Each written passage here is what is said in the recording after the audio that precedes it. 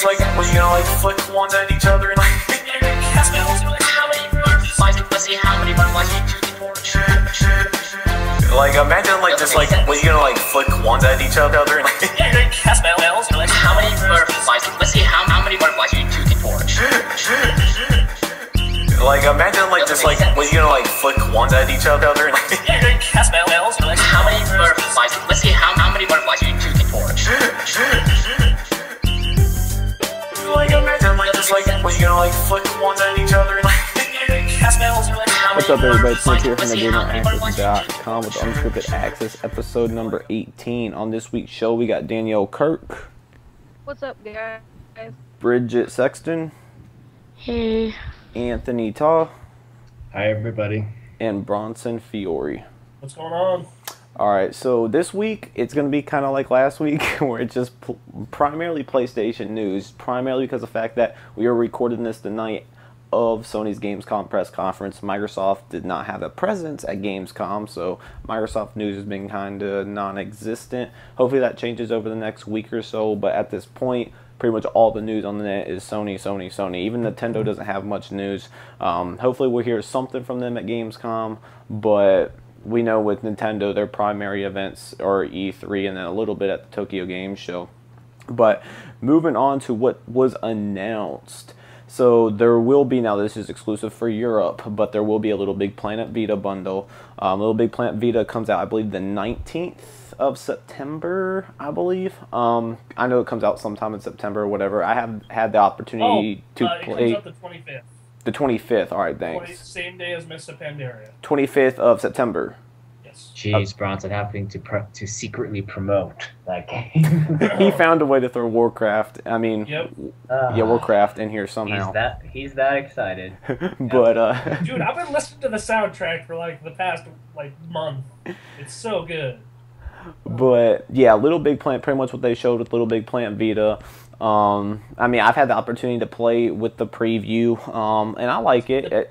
I really like. We discussed this during the Gamecast, I believe.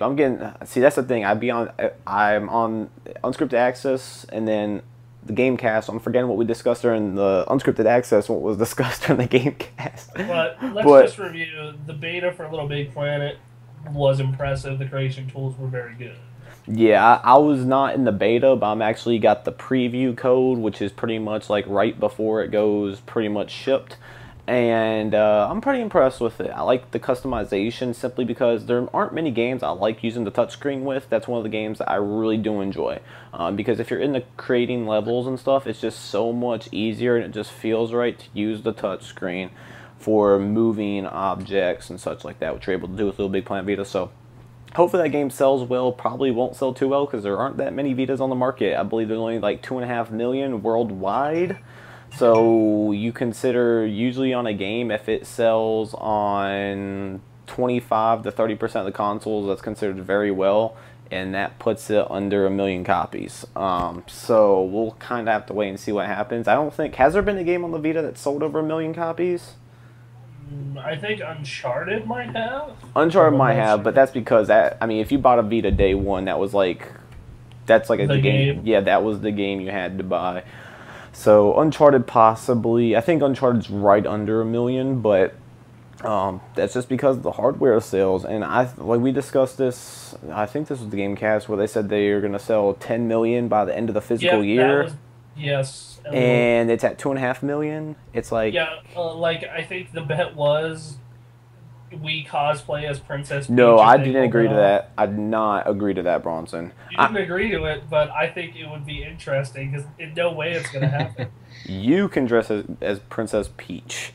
It would happen. All right, at PAX East, if they make it to 10 million Vitas worldwide by the end of the fiscal year, I will cosplay as Princess Peach. Oh my God! See, no. Okay. I will pick an event in the future as long as it's not E3 because E3 I need to look professional. I'm gonna go contact all my rich people and be like, yo, just buy a buttload of Vitas so we can see Bronson in a Princess Peach costume. The world will be scarred just like that Misty. Well, at least Princess Peach is covered. Yeah, Princess Peach is But covered. still, someone as big as Bronson. cosplaying Yeah, as but I'd Princess rather Peach, see I'd yeah. rather see him covered than not covered. Yeah, that's the Yeah, thing. fair enough. I saw It's plenty it's at it's PAX like East and Comic it's Con. like when I'm at the pool, I wear my shirt because I'm considerate of other people. I can respect you for that, Bronson. I can respect you for that. but, so Little Big Planet Vita wasn't too much news, just that there's in Europe, not North America, in Europe, there will be a bundle. But moving on to PlayStation All-Stars Battle Royale, they announced quite a few characters. They announced Dante, from Dante, which is from, what's the name, Dante's, I forgot the name Devil of the May franchise. Cry. Devil May Cry, thank you. I was like Dante's Inferno. I was It's like, the new Dante though. That's the weird yeah, part. it's the new Dante, yeah. Which is weird, yeah, because Devil May Cry grew up on the PlayStation when the earlier titles. That makes no sense. But then Spike, which I believe he's the guy from Ape Escape, correct? Yes. Yes, Spike, the guy from Ape Escape. Then they showed Sackboy, which we pretty much knew was a given. They're like, okay, we're definitely going to have Sackboy in there. So they showed Sackboy. And then Ratchet and Clank, which I think they actually announced prior. But they showed quite a few characters and pretty much said that, okay, yes, the cross-platform functionality is still there, but what's new, and right when they announced this, you can ask Bronson because I freaking texted him, I'm like, yes, yes, yes, yes, because we discussed this during the Gamecast, our last Gamecast episode, on how they released the same copy of the game, but they expect you to buy both copies, so they're announcing cross-buy. Cross-buy, pretty much what that does is you buy the PS3 version, you get the Vita version for completely free. You don't have to spend a dime. And this is for all Sony games, correct? Now that's the thing I wanted to bring up, because they said PlayStation All-Stars, Sly Cooper, and Ratchet and Clank. For Madden, that's not going to be the case. So it almost seems like it's going to be on a game-by-game basis. Which, Still, if that's just Sony games, that's fucking awesome. Well, yeah, that's good, because, I mean, let's be honest here. Outside of, like, Mortal Kombat, well, Persona is probably going to be alright for Bronson. That's not my type of game. But with the Vita, I just have a feeling that there's not going to be many solid games on the Vita that are not Sony titles. It's going to be like the Game Gear. Like, it's going to have to support itself on first and second party stuff. Like, the Game Gear was a pretty good handheld that had no third party support whatsoever. Right, and that's almost like Nintendo has third party support, but third party games don't sell. Like the Wii, no third party games sold. It was all Mario, Zelda. It was, no, those other games, they did not sell well at all. I mean, some of them sold decent, but it's like, you look how many platforms they have on the market compared to how many copies of the game sold, it's pretty terrible. So, I mean, Sony Uncharted, that's obviously a Sony title. Resistance was alright, that was a Sony title. We have Killzone, which is another game they announced. So they announced Killzone Mercenary. I am stoked. It looks awesome. Pretty good. Like that. Like I don't know why they didn't close with that.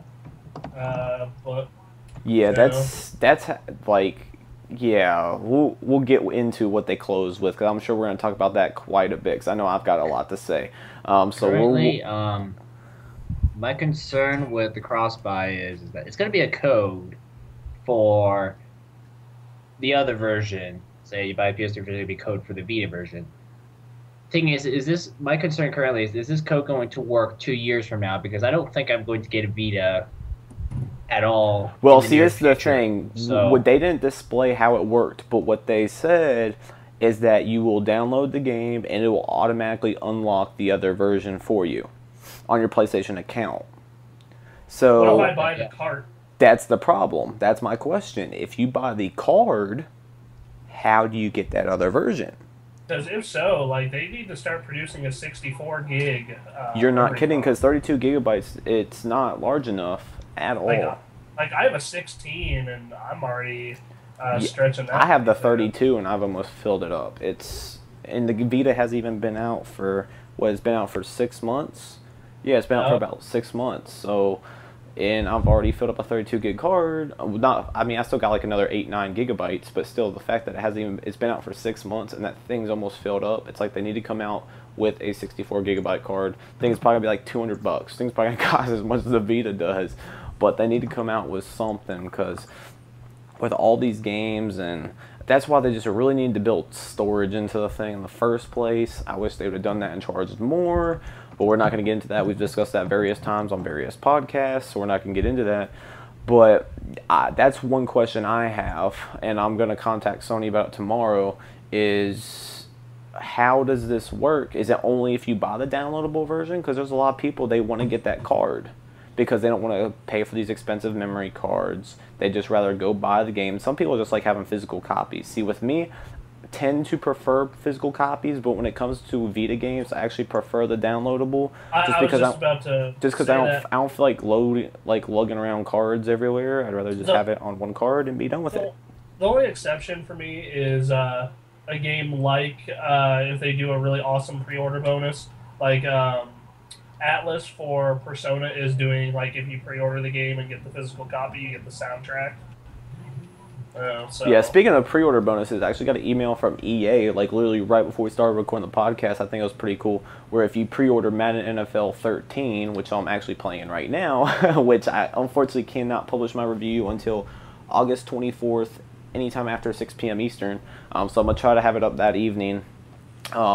But if you pre-order Madden NFL 13 on the PlayStation Network, you can download it 3 days before it releases, which I think that's pretty cool, because a game like Madden, like, there's, with football fans, if people were planning to get it on their PlayStation 3, there might be people, because, like, Madden is one of those games where if you're a football fanatic and you buy it every single year, that 3 days means the world. And if Sony starts doing that with a lot of games, where it's like, look, you get this game 3 days early, if you pre-order it, you just have to download it, like, I can see that becoming a good way to kind of transition towards the digital downloads, because there's people that, look at Little Big Planet. When Little Big Planet got delayed literally at the very last minute because of that song or whatever, I don't think it was the song, I think it was because the game was broken and they needed to fix something, but people were selling copies for like $120, and people just had to wait like another week.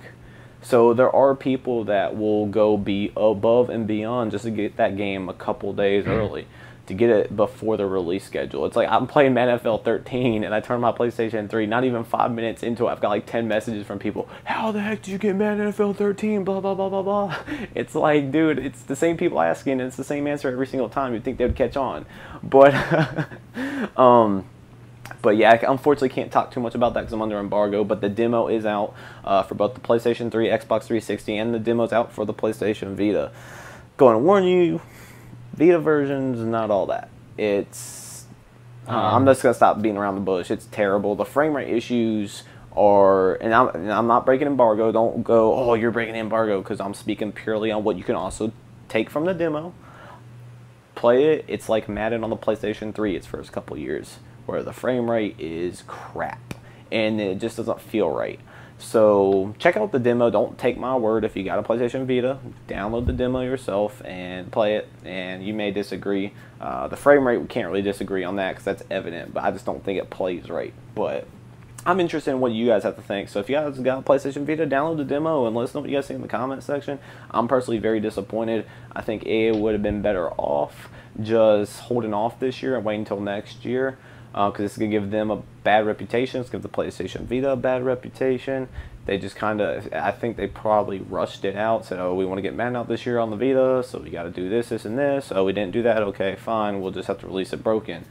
And unfortunately, it's quite evident. So the review's not out yet. Like I said, I can't review it until the embargo, but that kind of gives you a sense of how my review is going to go for the Vita version. PS3, I'm actually really liking. Yeah, I mean, with Madden, I've been looking forward to it. I had the chance to play it at E3, and the thing that kind of upsets me about, like I said, I discussed how I'm not too happy with the Vita version, is I played the Vita version at E3, and I'm not going to call the guy out, but the guy I was talking to, and he was kind of walking me through it. I was like, dude, like, this is really cool, but what's up with the frame rate? He's like, oh, we're just working on it. We're tweaking some things. So I was like, all right, cool. So when it comes out, it's going to be all good. And I'm playing the final version, and that's not what I'm seeing. Kind of plays the exact same, so I'm kind of upset by that. Hopefully they release a patch before release, and it's fixed. Keep in mind, the game doesn't release for like another, 2 weeks? The game comes out the 28th, correct? Or 20, what day? 28th. Okay. 2 days before PAX. Okay, so the game comes out the 28th, so they technically have 2 weeks. I have the game 2 weeks early, so could they patch it in, fix it? Yes. I'm going off what then, like I said, not breaking embargo because the demo's out there. You can play the demo and you can see the same issue. But the fact that they put the demo out and that issue exists, that kind of tells me that it's not going to get fixed with the game. Otherwise, they would have pushed back the release on the demo. I don't know. See, that's the thing with the Vita, and we're going to talk a lot about Vita on this show because Sony pretty much, it was like with E3. E3, they focused primarily on PS3. They had a little bit of Vita talk. This was complete opposite, where it was primarily Vita talk and then a little bit of PS3, which I don't have a problem with because the Vita, they need to push hard. And they did just that. So, I mean, with the Vita, they just showed a little bit more of Assassin's Creed Liberation, talking about how it, with its touch features and using the front screen, which is with their touch to kill feature, and using a couple other things. So Assassin's Creed, that's another game I feel has the opportunity to bring the platform to life if it's a full blown out Assassin's Creed. The fact that it has a female as a protagonist has me very interested because it's going down a different path as we are used to with the Assassin's Creed franchise. They've never had a female protagonist in Assassin's Creed. So I think that'll be very interesting. And then they're going to have the Assassin's Creed bundle, and they're going to have another Vita bundle, which we'll get into later.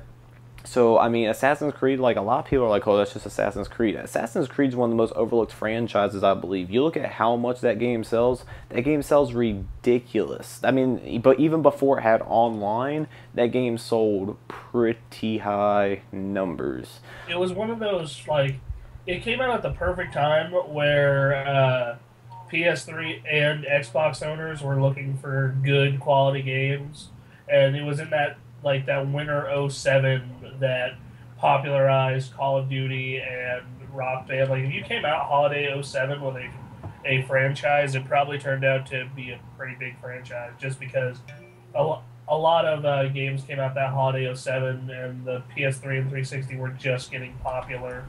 So, you know, a lot of people were looking for new games. Yeah, I mean, the thing is, I've already got a Vita, so I'm definitely going to check it out. But for the people that don't have a Vita, do you think, I mean, I know a couple of you guys are Assassin's Creed fans, so if you don't have a Vita now, is Assassin's Creed Liberations, does that make you consider purchasing a Vita, or are you just going to kind of let it pass? Yeah, it does, actually. It really, really does. Yeah, I mean, especially I think the fact that it's Especially a the female female protagonist, yeah. That's what I've been Yeah. hearing from a lot of people as well, because when I was at E3, I was there with a couple of females, and they don't have a Vita right now. And they were like, oh my god, I got to get it for Assassin's Creed. I want to get the Assassin's Creed bundle. And I know Cammy, she was talking about how she's going to get the Assassin's Creed Vita bundle. So I know a couple people that are going to pick that up when it comes out. Plus, it's white, so there's a lot of people like, oh, I want the white one, not the black one. But I'm definitely looking forward to it. I know I'll be checking it out. I'm not typically big on that franchise. Like, I was never super into Assassin's I was Creed, never really big but into Assassin's 3 Creed either. and the Vita one both look cool. Yeah, I'm just really interested to see how it goes, because the thing is, I have a feeling it's either going to be really good, which I'm hoping for, or it's going to be a disaster, which I'm really hoping it's not, because the thing is, when you have a big franchise such as Assassin's Creed come out, if it's not up to spec with as far as quality as your console versions, then people are gonna be like, okay, the Vita is gonna be like some of the PSP games where you're gonna have all these crappy ports and just like games are just gonna throw out there, and I don't want the Vita to have the reputation. It's like, that's why I feel the way I do about Madden. It's like, you're gonna put this out, it doesn't only hurt EA, that hurts Sony. Because people are like, this is the PlayStation Vita and it plays like this. They don't look into the fact that, oh, the PlayStation Vita's only been out this long. They probably didn't have the time they needed to work on it, to do this, to do that. I completely understand a general consumer not thinking about that. And I wish Sony would be more focused on working with these companies and be like, okay, look, if your game's not ready, we're not going to put it on our platform until it's better, because that affects their reputation, even though it's not technically their game. So, I mean, we'll see how Assassin's Creed turns out. Like I said, I hope I'm wrong. I'm hoping Assassin's Creed comes out and it does a great job. And like I said, a lot of people are excited about having a female protagonist in the game. I'm excited because I just want to see where they take the story. It's taking a totally different route where Assassin's Creed's never been before. Never been a huge fan of Assassin's Creed, but I've got a Vita. Sure as might as well check it out. And really, what else would you be playing on the Vita? What's that? I said, does the one on Vita, does it tie into the third one at all Yes. by chance, or is it Yes, just? it does. It ties to the third one. Aren't And they how- all ancestors? Well, yeah, like they're all connected like that. But I'm saying, like, does it have any? Supposedly, I'm yes. Like, it supposedly takes place around the same time period. And also in Assassin's Creed 3, you do head down to that area, apparently. So, okay. Yeah, I mean, I'm definitely looking forward to it. With there not being too many games, I'm hoping to get around to that to Assassin's Creed Liberation and Assassin's Creed 3. Hoping to. But those are two games, like I said, with the tie-in. That's another reason why I want to check out the Vita version. So, plus, I mean, there really isn't much for the Vita. Well, there is, like, they said there's like 60 plus games coming out for the Vita up to the holiday season. And we'll discuss a little bit more in a second. But how many of those are actually going to be games that we're really looking for compared to crappy ports or this and that? I mean, there's plenty of Vita games out there, but how many of them are quality? That's the question. I mean, they had a great lineup at launch, but then they had Mortal Kombat, which is Vita, versus Vita, which is fun. But it's like if you already own down the PS3 or 360, it's the exact same game with just a couple little mini games, which is pretty much Fruit Ninja.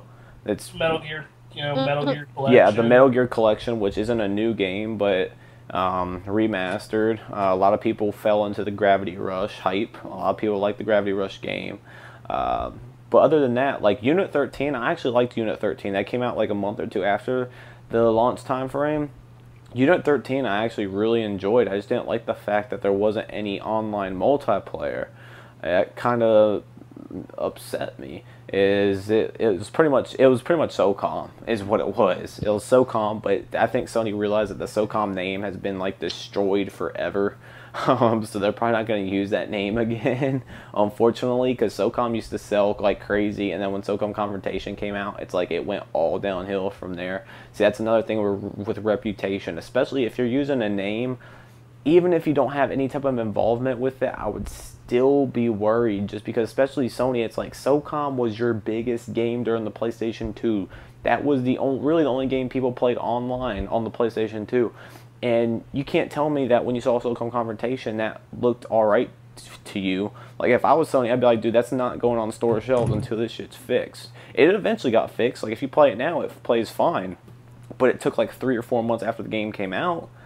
And then the next SOCOM came out, and what happened then? The PSN was down for a month because of the whole, like, hacking situation. So it's like SOCOM's just been trashed, which is really, like, I was never a big fan of SOCOM, but the fact of how successful that franchise was and just see it go downhill because of stuff that should have been taken care of in the first place, it's kind of upsetting. And I feel really bad for Zipper because Zipper ended up being shut down.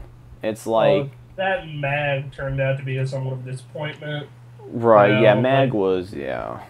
And to be honest, like, those games were... Like, the SOCOM games were a lot of fun at their time, but SOCOM 4 was a traditional SOCOM game. Like, it played like the older ones, and it kind of scored in the 7-ish area because, like, we moved on. You know, like games have changed. Games do not exist in a vacuum, and they evolve. Some games to hold the test of time, obviously. Like, Anthony and I have been going through Chrono Trigger, and that game holds up very well, but a lot of games are kind of stuck in their time frame of which they were made. Like, right, and I mean, we'll just have to wait and see what happens. Like I said, I hope Assassin's Creed Liberation comes out, and it's great. Just like I hope Sly Cooper Thieves in Time and Ratchet & Clank Q-Force, those come out, and those are great. Because, I mean, nice thing about that, and that's also going to be a buying incentive. Like, someone might not have planned on buying that for their PlayStation 3, but the fact that they also get it on their Vita, shoot, I might as well pay the $60 because I'm getting another copy of the game on the Vita. Which, I mean, yes, technically, if it's the exact same game just on the Vita, you shouldn't have to pay anything for it. But when they said for free, I was like, what? Like, I was expecting, okay, at least $10 or something like that. Even $10 I'd have been happy with, but completely free. Definitely got to give Sony props on that. It's just how many games are going to support this. I think it might be telling, like, how desperate they are to get that thing sold, though. They're going to have to push hard. But see, this is the thing. Like, they pushed hard at Gamescom. Don't get me wrong. They, like, nailed the Vita down. They're like, okay, we need to sell this thing. But it's like, okay, Sony, and I know I've said this like every show the past couple weeks. I know you're probably getting tired of it, but Sony needs to market the dang thing. It's true, but the thing is though, is like this feels like a big, like I said, desperation push. Like they're like, oh, Oh, okay, that's what Gamescom was, dude. They went out there and they're like, we're starting off with the Vita because we need to kill this. Like, this thing needs to pop off because they've invested so much into it, and it just fell off. And it's like 10 million physical year. Like that goal, you're at 2.5 million, and it's been out for 6 months. I understand we still have the holiday season, but still, the fact that it's $250, that doesn't include a memory card. So you're looking. So it's really $270, like minimum. Right, and then you got to get a game, and I mean it's not cheap. Which I mean it's not bad pricing for what you get. Don't get me wrong. I'm not saying it's not a good value because it is, but at the same time, consumers don't always look at it like that. They're looking at how much money is going to leave their wallet when they walk out that door. That's what they're looking at. And also, a lot of people consider the value of a game console by how many great games are on it and whatnot. And right now, the Vita, for a lot of people, they're like, well, half of these I've played, half of these I don't care about, so really this thing isn't worth the investment right now. Like, I mean, for me, I always look to the future with game consoles. So when they, it was launching with Uncharted and Luminous, 2 games I love. And when they said, okay, we're remaking Persona 4 with all of this ridiculous stuff, I was like, all right, I might as well pay for it now because, they're not going to, Sony especially is never going to do a price. So, I went for it. Same reason I went for the 3DS, because it was coming and Mario Kart and Animal Crossing were coming. They weren't there at launch, but Zelda came a couple months later, and I was like, okay, this is worth having around. And I went to PAX and I Street Passed, and I found out how amazing Street Pass is, and got into that. But, not many people look at it that way. And some people say, well, they did drop the price of the 3DS. You got screwed. Dude, I got 20 free games. Yeah, I don't see how people can say you're screwed. It's like, there's a lot of companies that would drop the price and they'd be like, okay, consumers paid the extra money, okay, fine, whatever. I mean, that's why I do give Apple props, because when they first released the iPhone, I think it was like $600. And at first it sold still, but then after that they dropped it down like $400, and everyone that paid $600, Apple sent them a check for like $200. You just had to send them proof or receipt or whatever, and they refunded the money. Nintendo, yeah, they gave like 20 games away. It's like, Yeah. like you can't really complain. Like you can't get, because what was the price difference? What was it, like They 70? dropped $70. Yeah, and you're not getting 20 games for $70. And a lot of them were really good games. I think out of the 20 games, I've played about 14 of them. Like, I remember when they did that, because that was a while back. That's when I had a little bit more free time than I have now. But I remember I was in a chat on PlayStation Network. I used to, like, on the PlayStation Network, you have that group chat that I haven't used in years, but I used to use it. And we were all up on group chat, and there was one guy on there. I'm not remember his name, that was so long ago. But he was like, man, I'm gonna go buy one now so I can get those free games. It's like the price has already dropped, so he couldn't do it. But he's like, dude, I'd pay the extra money just so I can get all those free games. Oh, dude, you want to know what's really great is there was you had to buy it before a certain date to get the 20 free games, and you just had to log into the eShop by a certain date. And some retailers were doing the discount price early. So I know a bunch of people. Wow. So I know like Walmart, a bunch of other people. They went to Walmart that week, bought it early, got the ambassador games, and still only paid like the $169 or $179 price. Yeah, the $169. $169. I know a ton of people who just bought one for PAX because they're like, well, this still plays all the old 3DS games. Star Fox is going to be at PAX, comes out right during PAX, and like a lot of people get into that. And now this year, if you go into the PAX handheld forum, like for tournaments or just hanging out and playing in the handheld lounge, I think the ratio of 3DS to everything else is like 8-1, 10-1. Yeah, see, the thing with at PAX East, I saw a ton of 3DSs. I didn't see one PlayStation Vita. Dude. All I saw were 3DSs everywhere. Like, I saw these long lines, and what were people doing? They were sitting down with their 3DS. Well, I was like, because yeah. I heard Bronson talk about, because PAX East was my first ever PAX. So it's totally different than E3. Like, E3, people aren't playing devices because it's all business there. And it's just like me, when I go to PAX, I'm not going to have a 3DS or my Vita out because I'm going to be focused on getting to my next meeting and getting work done. But seeing the PAX, like, it's completely different. And I heard Bronson talk about it, but until I actually experienced it, I'm like, damn, these people love their 3DS. Dude, there are so many... And the thing is, like, at PAX, there's even more of a reason to bring it out because of Street Pass, because... What Street Pass is, for those of you who don't know, is you leave your 3DS in sleep mode when you're walking around, and when there's another 3DS in the area, they connect, and you get that person's Mii. And that person's Mii will have some facts about them and where they're from, and you can use that Mii in one of two games currently. One is a basic RPG where you run through a dungeon and just fight stuff, trying to rescue your Mii, and then the other one is puzzles. Everyone gets certain puzzle pieces, and when you need other Miis, you need to find other people who have the puzzle pieces you don't have, and it's just so addictive. Like at PAX, I spent like an hour just on a beanbag chair, just opening my 3DS and closing it, getting 10 Street Passes at a time. It's so addictive. Dude, oh my god, it's so much fun. And a lot of that's price. A lot of that is a lot of the 3DS games lend themselves to multiplayer more, like Mario Kart and Star Fox. But yeah, like, I mean, just the Vita and the PSP had this problem too, because you also go to PAX and you'll notice there's about as many PSPs as there are Vitas. And what I mean by that is none. And a lot of that's price, a lot of the fact that a lot of the games are single-player focused, and once again, you go on that forum and, you see people like, oh, I'm bringing a 3DS with these and these and this. And then, like, after searching through, 4 pages, there'll be, 2 guys, we're bringing Vitas. And then there's one guy just like, I'm bringing a Game Boy Advanced. A Game Boy Advance. Bring oh, the God. Game Boy. That reminds me of the Twitter conversation I had.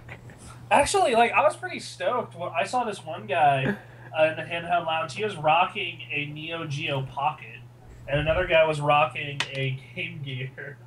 Oh, that's pretty rad. Dude, it wasn't too long ago. I saw someone with with the N-Gage not too long ago. I was like, oh my god. Dude, if I saw someone at PAX with an N-Gage, I would be like, yes, you are my hero.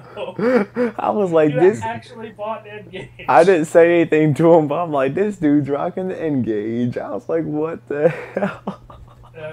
I mean, oh god.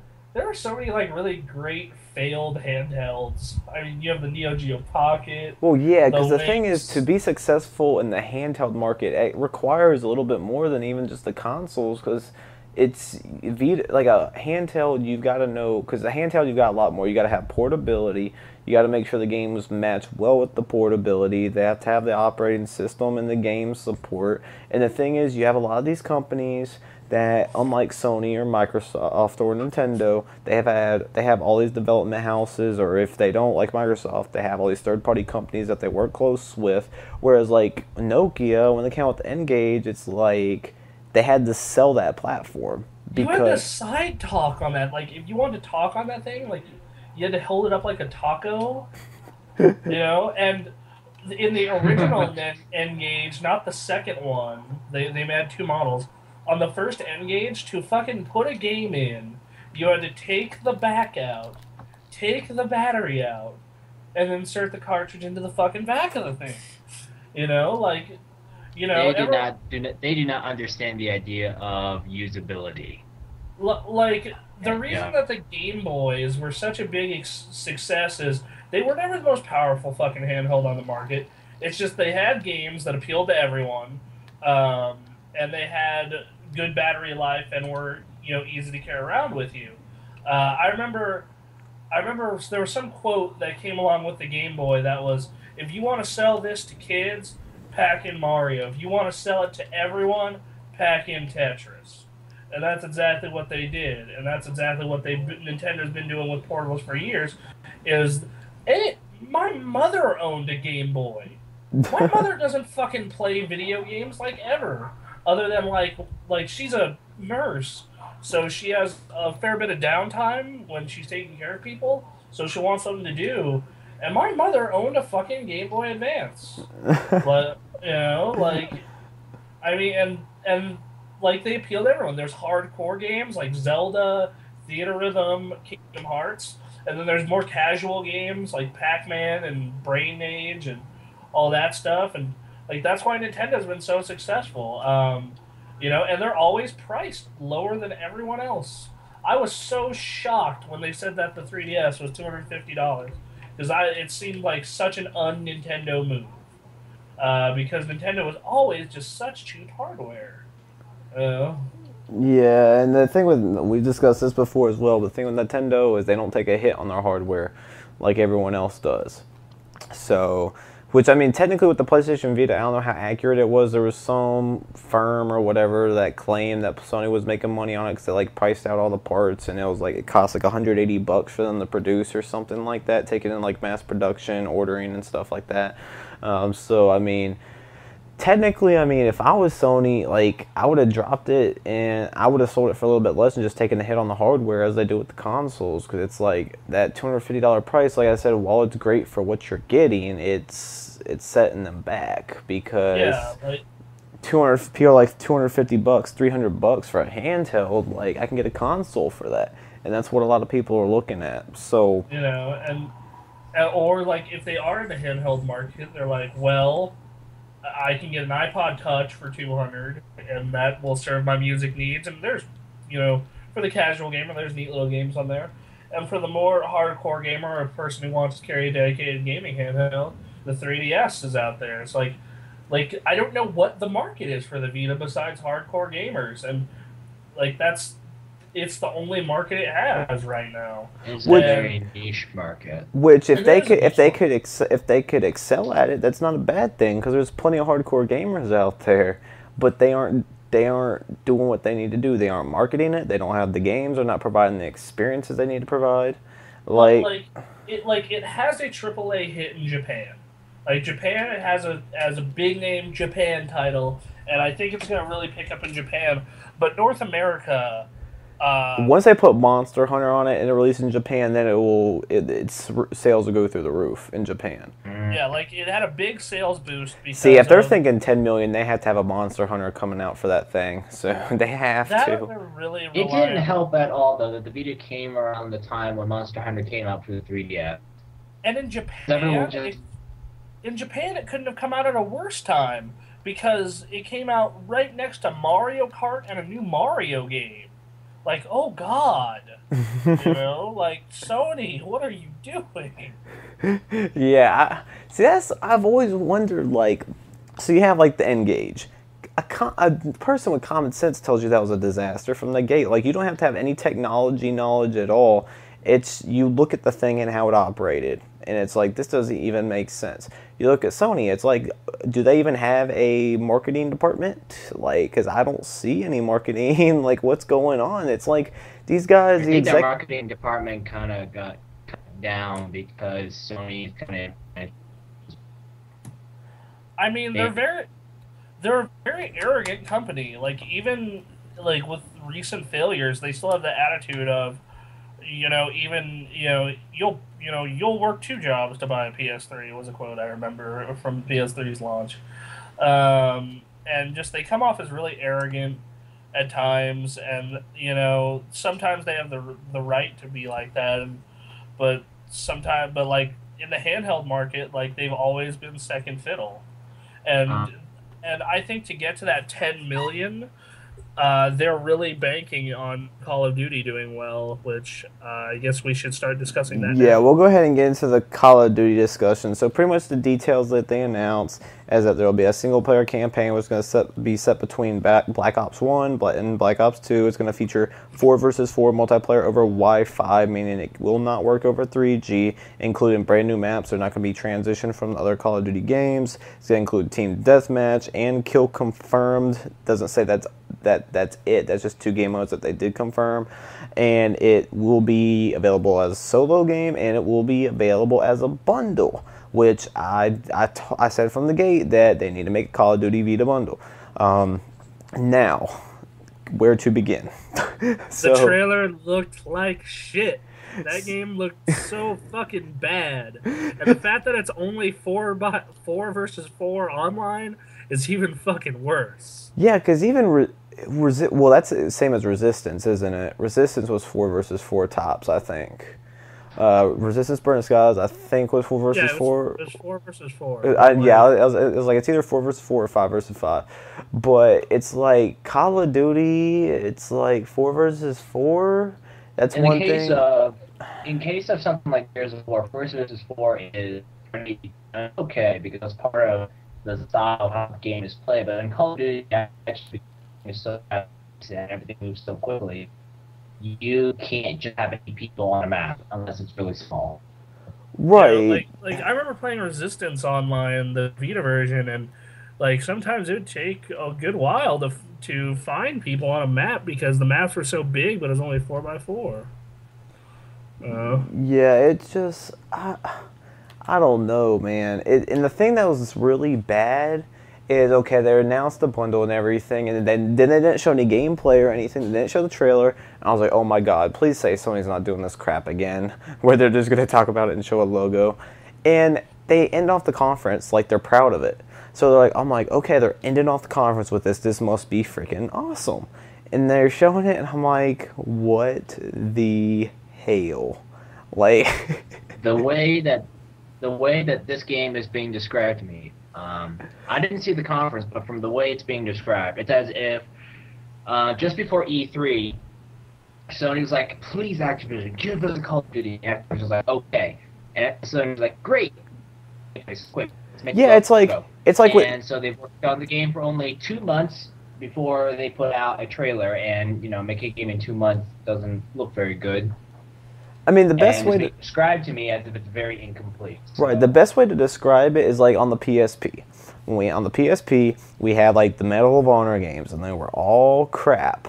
It looks like just like one of those, and the graphics don't look that impressive whatsoever at all. Like the visuals, I'm like, ugh, like is that a Vita game? Like what is that?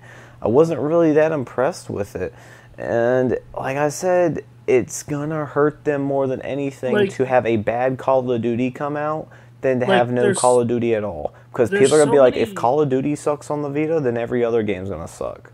There's so many other games that they could have ended with also. Like God of War on the Vita. Like God of War would have been a good option. Puppeteer is a new IP that looks pretty good. Killzone could look pretty good. Killzone looks awesome. I mean, there's just so much where it's just like, oh god, like why would you shouldn't show this to anybody. You did the right thing at E3. Right, which like I said, I'm a reserved judgment. I'm still gonna check the game out. I'm holding back. I'm like I really want to talk bad about it. I'm just going off the trailer, but I am gonna check it out. And I mean, we could be completely wrong. Maybe it's just a bad trailer. But I just watched the trailer, and this is how I would describe the graphics. It's like Medal of Honor Heroes 2, which looked okay for a Wii game.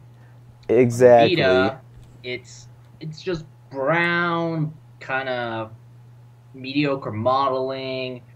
It's just like I'm looking at something from the last gen of game consoles. I'm looking at something from the PS2, original Xbox days. Yeah, That's the impression I'm getting. It does not look very impressive whatsoever. And like I said, they're doing it right with coming out with the Call of Duty bundle, and then the back rear touch panel is actually going to be Call of Duty themed, so I'm like, that's cool.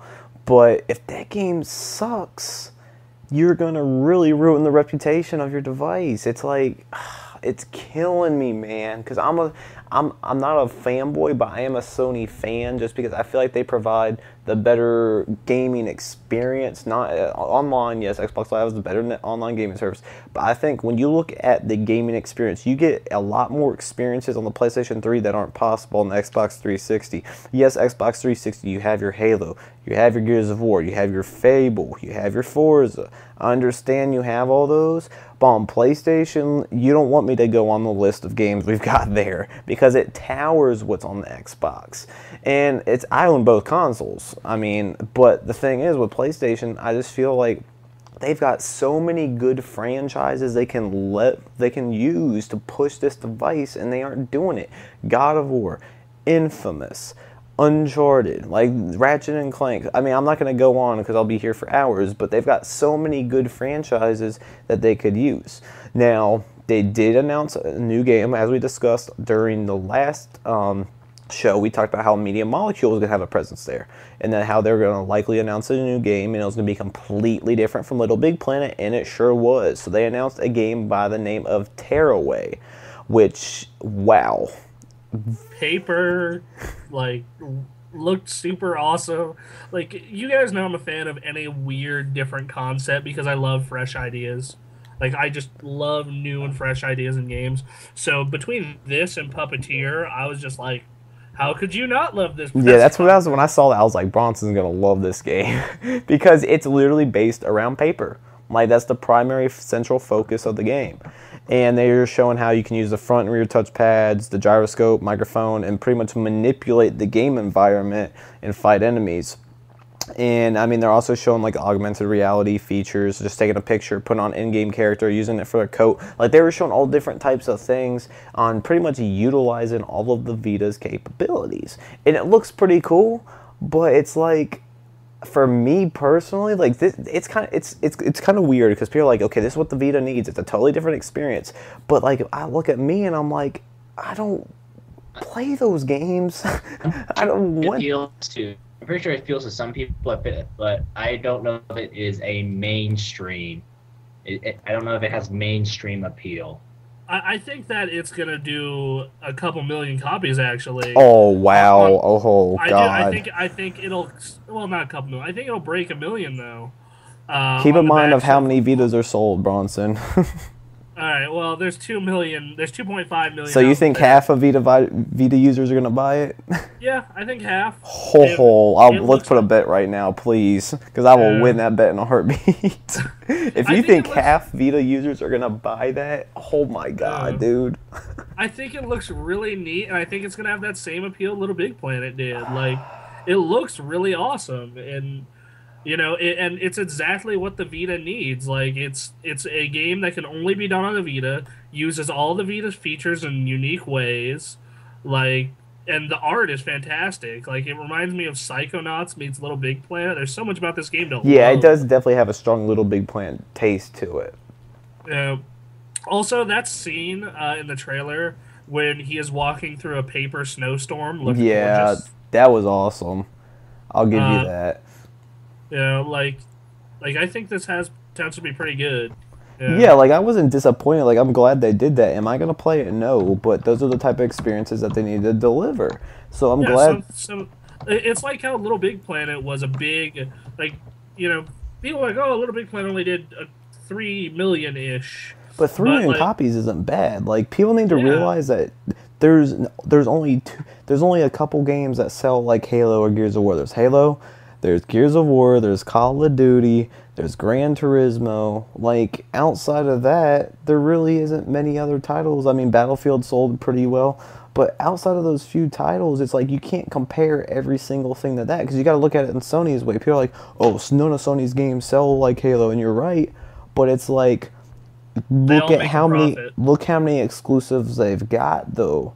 Look at the amount of exclusives on the PlayStation versus the Xbox. It's not even a comparison. Well, I mean, it's, would you rather have, like, you know, 10 different games sell 2 million apiece, or would you have one Halo pull in 20 million? Exactly. I mean, yeah, which works better for the company, like, that doesn't matter to a gamer's mind. Like, some people, it's like, get out of the business suit. It's like, unless you're working for that company, you have no reason to worry about how much it sells. The only reason why you should worry about how much it sells is if they're going to make a sequel for it, and if they're going to continue to support it. Like, the thing I'm really pissed off is, why do we only have one Heavenly Sword?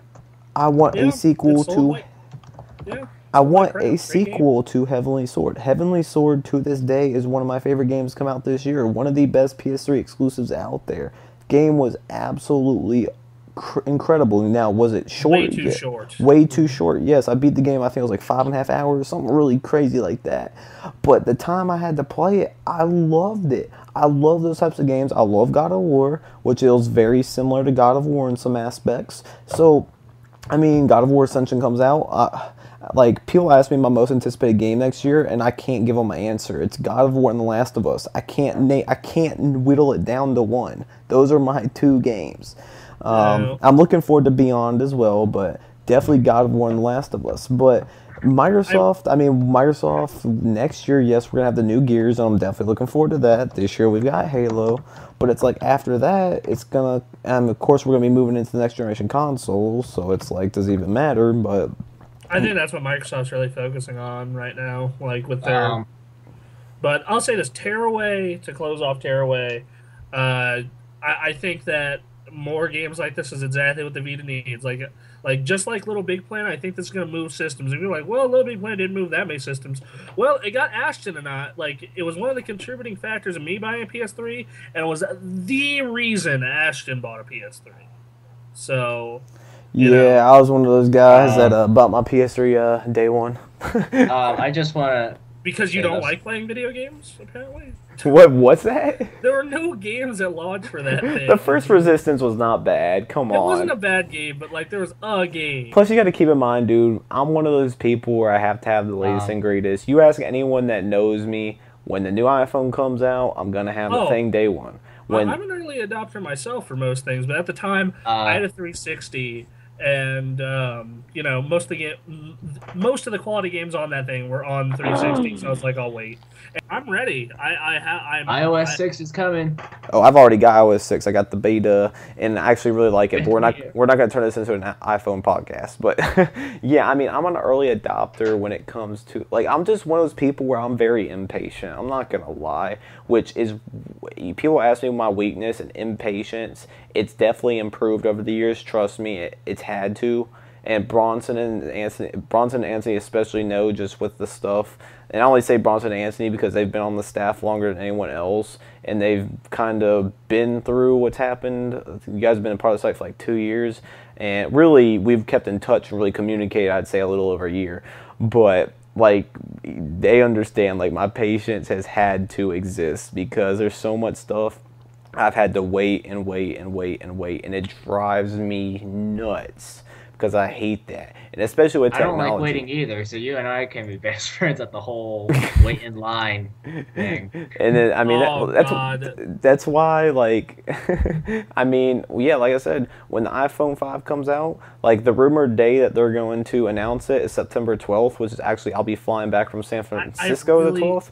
I'll be listening to that conference. And the crazy thing is they're doing the conference in San Francisco. So if I can get Apple to get me into the press conference, I might actually stay an extra day and just pay my way. Shoot. But I will own an iPhone 5 day one.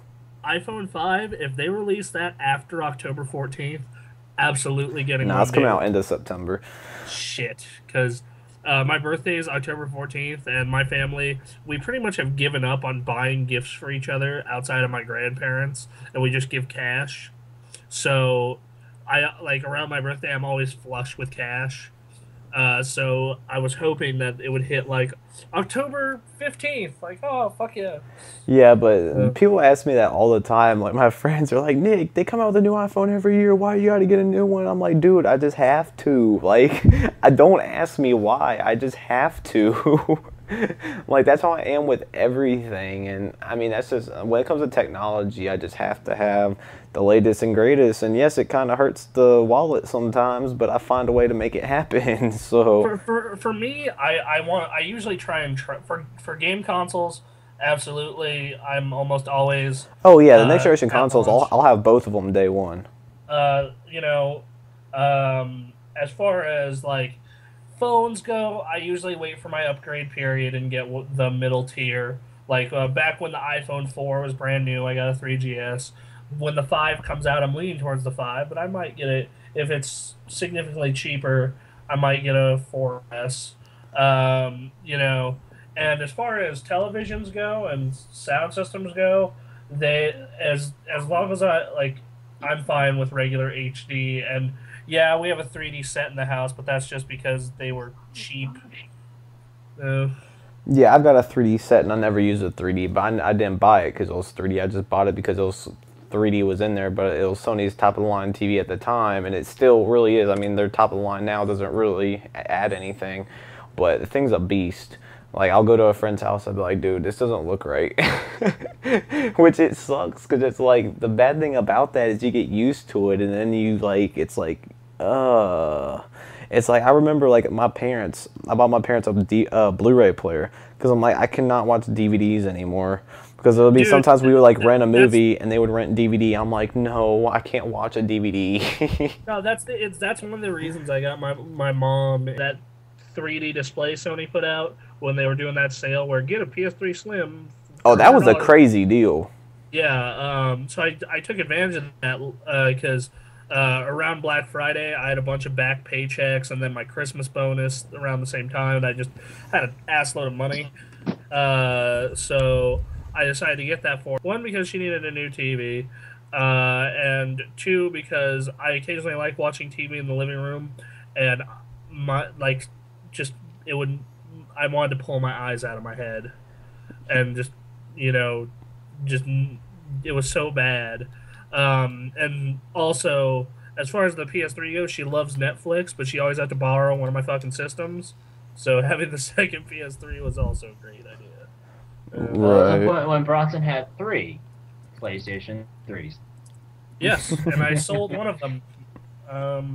This is actually this video on YouTube that Bronson showed me. Oh, with, like, the this guy- 6 PS3s? Yes, that video went viral. The guy was a Yeah. jerk, but it's funny looking back at it now. It's just like, will I watch a Blu-ray movie, play a game, or surf the web? The answer is yes, because I have 3 PS3. Yeah, that video went viral. I'm like, are you serious? Like, Dude, That it guy, was so- and at the time I thought, I really thought, why would you buy one? Because the 360 exists. So it's even funnier. yeah, But 3 PS3s, that dude spent $1,800 to make that video. well, I guarantee you probably sold them afterwards, though. Yeah, that or they were his friends. 2 of them were his friends. Hopefully he sold them. If he did sell them, hopefully he sold them on eBay early because the market for PS3s on eBay just crashed after that $2,000 spike or whatever it basically post-launch thing they had. Basically, because I followed that stuff really closely because I was also Wii hunting at the time. But I was also kind of keeping an eye on PS3s. And I remember going on eBay and, the first week, they were like $2,000, $1,800. Then 2 weeks later, as the weeks went on, they were $800. And then the next year, starting in early 2007, you just walk into a store and buy one. They were giving them away. Yeah, I don't know. Did you guys hear about what happened? It made national news about the guys that dropped bums off at the store. Oh yeah, the guys who hired bums. Yeah, that was the store that I was at. That's where I got my PlayStation 3 at. It made national. I was on television, dude. If you can pull up that clip somewhere on the internet, you'll see my face for 2 seconds because I was out in that line. But yeah, it was the craziest thing. So we're waiting in line, right? And all of a sudden we see this big U-Haul truck come up. And we're like, okay, there's a U-Haul truck jumping by. The thing stops, and we're like, what the heck? And there's a bunch of homeless people jumping out of it. And we're like, what in the world? So these guys came up with this brilliant idea, which I'm going to get into it because I'll tell you the end result, which, oh my god, that made the whole thing worth it. So they hired 20 bums from downtown Raleigh, because downtown Raleigh's nice, but as most cities, they have their parts. So got a ton of bums and put them in line, and we're paying them $100 a day, which to a bum, $100 a day to sit down outside, that's what they're gonna do anyways. And they were feeding them and everything, so they're like, hell yeah, we'll do it. So they were waiting in line, and their whole goal is, once they give out the tickets, then they've already paid the bums, they'll get the tickets, they'll buy the PlayStation 3s and resell them and make a killing off of it, right? Sounds like a brilliant idea. Until you have people show up, and they'll be like, how much do you want to pay? How much do you want for your spot? I'll take 500. All right, here's $500. People were buying them, the bums would leave. Keep in mind, they were still getting the money from the other guys because they dropped by every single night, gave them a $100 bill, gave everyone $100. So they were there for like 2 nights. They got their $200, and then they got $500, and they just bounced. Because it's like, what's the chance of them finding that bum again? And there's no legality behind it, so it's not like they can technically do anything. So not a single bum was left. Now keep in mind, came time for the tickets. The guy rolls up. Not a single one of his bums is there. Keep in mind, he spent all this money. He had hired them. He did not get a single PS3. That's hilarious. You can imagine how pissed off this guy was. And I was dying. I was laughing so freaking hard.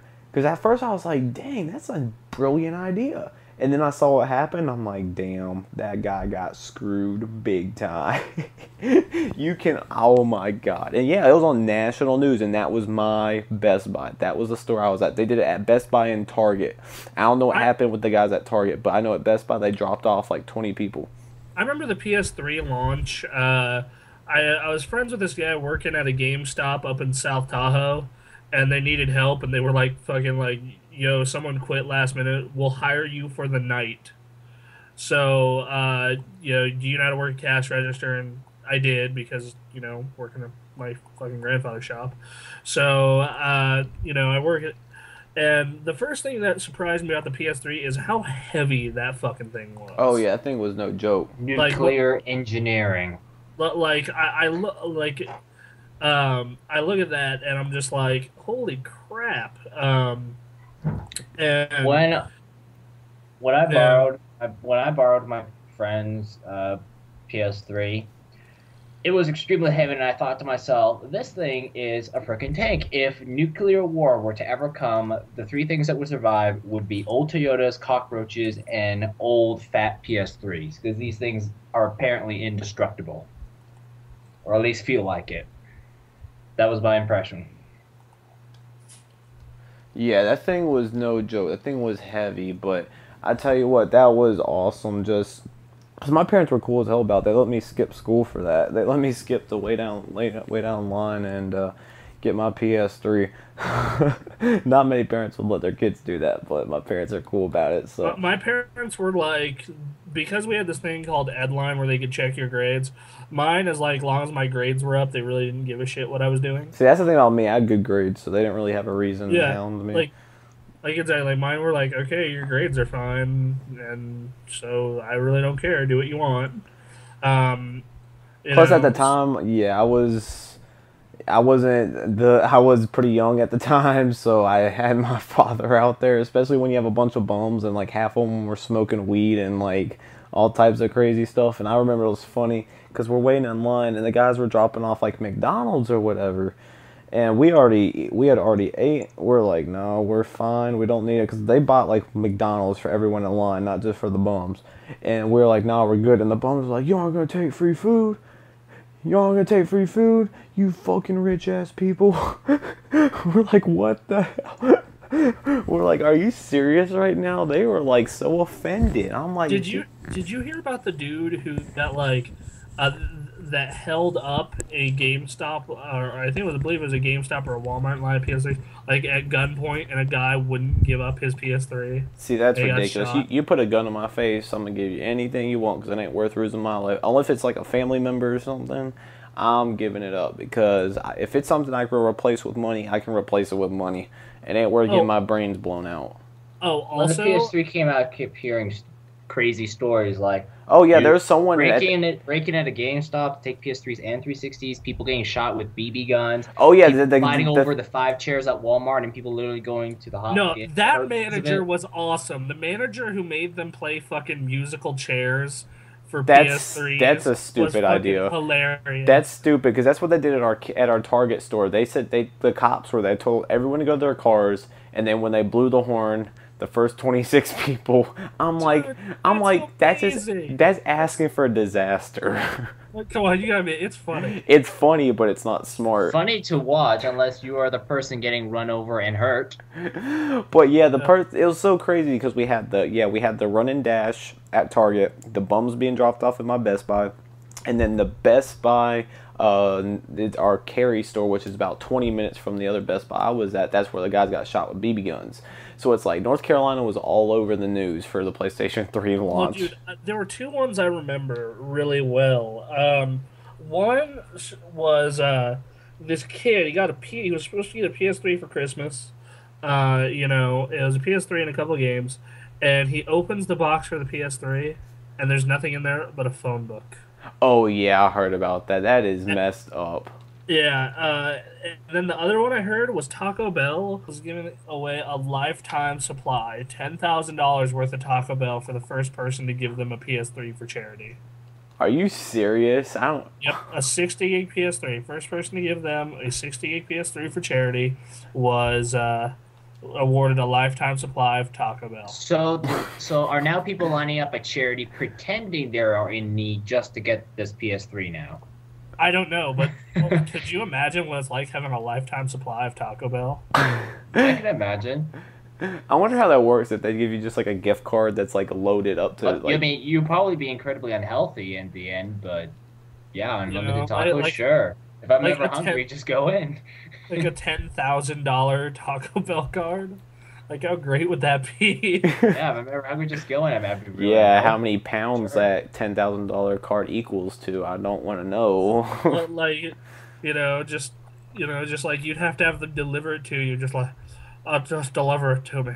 But I have the card, the unlimited card. You'd probably pay $10,000 in hospital bills for all the. I'm gonna be honest though, if you told me to give up one of my PS3s for a lifetime supply of Taco Bell, I'd do it. It never fails. We always get Bronson talking about food. It never. Well, dude, all right, dude. Taco Bell is like right around the corner from my work. Oh my god, dude! Oh my god! When I wasn't dieting, I used to go there all the time. Now I haven't been to Taco Bell in like 6 months. Yeah, that's like the worst place to go if you're dieting. There ain't nothing healthy up in there. Oh, but some of the stuff that's so fast good. food in general, really. Well, not necessarily. Sometimes like McDonald's. Yeah, McDonald's you can get grilled chicken sandwiches. That's what I do when I go to McDonald's. Like yogurt. Yeah, you need yogurt, salads. Yeah, I'll just get two. I'll just get two grilled. Trust those places. Oh, trust me. I'm not saying. Oh, guys, let's go to McDonald's. That's when I get pulled there. Like in high school. Like high school, when our off-campus lunch, and my friends were like, let's go to McDonald's. I'm like, no. And they're like, Nick, you chose the past 5 days. And I'm like, fine. Like, that's when I did it. No, we had off-campus lunch. I'm like, I'd be like, House of Bread. And they're like, no, pizza. Like, House of Bread, like, makes these really delicious, sandwiches on whole wheat bread. They're really good. And then, no, they're like, no, Domino's or, 7-Eleven. Or if we had a car to go off campus. If you had a car, Taco Bell was the place. Oh, like, yeah. Well, everyone went to Taco Bell. Yeah, my car. Yeah, I remember they're trying to pack people. Because I drive a Mustang, and technically it's a 4-seater, but it's really only 2 people can fit in that thing. You ain't fitting 4 people in my car. My friend's like, oh, we're going to go ride with Nick. And we're like, dude, I'm not fitting 4 people in my car. They're like, it has 4 seats. I'm like, dude, you can't fit it seats 4 people, but only 2 are comfortable. No, I remember when we were supposed to go to this barbecue for, like, the junior class was getting together to hang out and shit, just, to bond as a class, I guess, or something. It was a junior class barbecue. And we crammed... it's roughly a 5-seater truck, and we crammed 9 people in it. It was like a clown car. And also, I remember when Ashton came out to visit. This is when he was living in Baltimore. We were throwing a big party for him, and we went and we decided we'd all meet him at the airport. And we have this like tiny 5-seater car, and it's really packed. And then the last person had to lie on everyone's laps. Oh God. It was so funny, dude. Wow, we weren't packing that bad, but Oh, dude, like, well, that was the one that, like, when we would go to Taco Bell and shit, it was like, you know, we would cram a lot of all people. high school times. I have so many stories, but I'm not gonna get into them. Like sneaking people off campus that weren't supposed to go. Oh, dude, everyone on our campus was allowed off campus, and it Nah, makes for sense. us it was only juniors and seniors. Yeah, we had a shopping center like right across the street from our school with all these businesses, and then there was this one corner called Smokers Corner, where Oh, we had our little smoking section too. yeah, what'd you call it? Because every school I talked to, Yeah, they called at our school. They called it the smoking pot. yeah, like at our school, at both schools I went to, both high schools, it was called Smokers Corner. Yeah, it was called the smoking pot at our school or whatever. And there's that one little section, but. And Moving on from high school stories and smoking and eating Taco Bell and people getting shot and bombs being dropped off. God, what we get into. Only on Unscripted Access. PlayStation Plus has gotten a couple really nice upgrades. So as we all know, it's been I think like a year and a half. They had the free 150 megabytes of cloud storage for game saves, and people are like, "That's cool." But 150 megabytes isn't enough. So Sony has listened and they have upgraded it to 1 gigabyte, no additional charges. So that's awesome. They also announced in September, which is next month, if you're a PlayStation Plus member, you will get Red Dead Redemption for free. Oh, that was such a good game. Good game to give out. Oh my god. Yes, PlayStation Plus will be coming to the Vita soon. I will go ahead and say this. I stated that in March and confirmed it. What are you getting on the Vita with it? Well, there's going to be, just like the PS3, you get like free PS3 games, you'll get free Vita games. And free... Alright, now I'm really considering getting that, because... Yeah, and they haven't really said if it's going to cost more, if there's going to be a second tier. I don't know how exactly it's going to work. But I would just like to say in March I confirmed that because I said I had inside sources that told me, and some people are like, no, it's not going to happen. I'm like, okay, yeah, let me hear from you now. So I confirmed that in March, but it was officially confirmed from Sony's mouth at Gamescom. And then they announced, now this is just for European customers. I don't think they're doing it for North American, but they said from September 5th to September 19th, they're going to give a 25% discount on PlayStation Plus subscriptions. While we're talking about PlayStation Plus, I will go and stress how pissed off I am because I went to the Sony press conference and I got my free year of PlayStation Plus. And I was extremely busy right after E3, had a ton of stuff going on, flying here, flying there, getting footage done, going here, going there. And I was like, okay, got my PS3 finally, and now it's like a month and a half after I come back, and I'm like, okay, cool, let me go ahead and put my code in, because my PlayStation Plus subscription was over. Shit was expired. I'm like, you gotta be kidding me right now. It expired like beginning of July. I'm like, really, Sony? How you gonna give something out and it expire like a month later? So I got a full year and it got expired. I was so pissed off. But I mean, PlayStation Plus, I mean, $50 is a steal.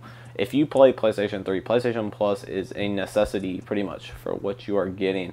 The only reason I've had people freaking bombard me, Nick, why aren't you PlayStation Plus right now? Because they have that stupid icon letting you know, and it's like, right now, it's not that it's not worth it. It's, dude, I don't have enough time to play games. So there's no reason for me to get it right now. Like, I've played Madden today for like 3 hours. The amount of gaming I've done today probably is more than I've done like the past month, and I'm not exaggerating whatsoever. I've just been so freaking busy. I haven't been able to, I sincerely say I can't find time for anything nowadays, just because all the stuff I'm working on. But PlayStation Plus, they keep adding and adding and adding to it. For $50, it is a deal. And the fact it's coming to the PlayStation Vita, that's just another advantage. So, if you're not a PlayStation Plus member, you have a PlayStation 3, and you play your PlayStation 3 often, PlayStation Plus, $50, it's a steal. I remember, I think it was IGN, the first year they compiled like how much of a value they got like the first year, and it was like $800 some, like over $800 or something crazy like that. And most of it is good content too. Like, it's not just some random stuff. Next month, Red Dead Redemption, that's a full blown out game. I remember they've given out a ton of great games, and then the trials, and then the demos, the free DLC, the discounted games.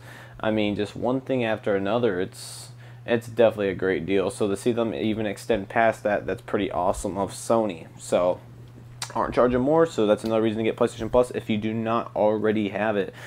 Moving on, another thing we are most excited about, I was like, yes, keep talking about it, was Wonder Book. Dude, game of the year, right? And Disney's gonna help out with it. Like, how can you not like having Disney work on the Wonder Book? Now, I will give Sony props, though, because during E3, they spent like 20 minutes on this thing. Gamescom, they only spent like 6-7 minutes. So I was like, okay, round of applause for Sony. But pretty much they said that Book of Spells, which was shown off at E3, the J.K. Rowling book, is going to feature head-to-head multiplayer. Yes, you heard me right. That is intense. You heard me right. Head-to-head multiplayer. It's like, what the hell? When you say head-to-head multiplayer, I usually think of something. What are you gonna do? Like flick fighting, like something intense, lots of action. When I think of a Wonder Book head, that is extremely contradictory. Like, imagine like Doesn't just make like sense. what, you gonna like flick wands at each other and like. Yeah, you're gonna cast spells. You know, How many Just, butterflies? Let's see how many butterflies you two can torch. No, actually, this actually doesn't sound like too terrible of an idea now that I think about it. Like, you could have, like, Harry Potter fucking wizard battles. Oh my god. Yeah, but it's not gonna be very good though. Like, the idea is great, but like a lot of video games based on movies, it's not gonna be executed very well at all. I'm just saying this right now. If I can get Wonder Book in for review, I've already said Bronson's gonna review it. Oh, okay.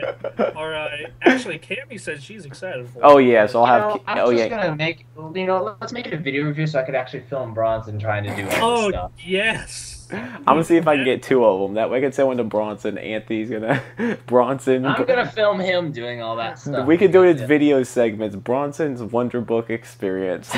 No, we need to just do a segment on the site where I just play motion control games. Terrible motion control games. No, just motion control games, because we started that Dance Central thing. Now we should just have, videos of me flailing and running. Shit. That's what you need to do with Madden, dude. It's got Kinect support. Does it have actual support for anything besides voice? Because in the demo, all I noticed is it's voice. I think there's motion. I might be wrong, but I thought there was like hand motions and everything. I might be wrong. I definitely remember the Microsoft conference in which the dude was just standing go like, ready? That is Something stupid. Like incredibly, honestly, what kind of guy looks that stupid in front of his friend? I love Anthony's impersonation. That was funny. I think that's how it went, but that's how I like to picture it. Really. Yeah, they had Joe Montana there.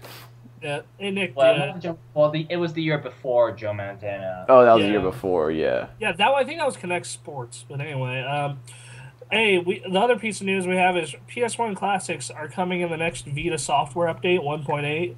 So you'll finally be able to play them, and then we're also getting cross controller support, which you can use the Vita as a controller to play compatible games such as Little Big Planet 2. And another thing that Bronson actually he explained his discuss during the games cast is you will be able to operate the operating system with the buttons. Fucking finally! It will not only be touchscreen. Yes, thank they you. Didn't God.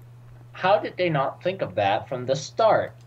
I don't know, but I think they could have had it. I think they probably had support for it. They just wanted to push the whole it's touchscreen and throw that in people's. They're just forcing it onto people. Look.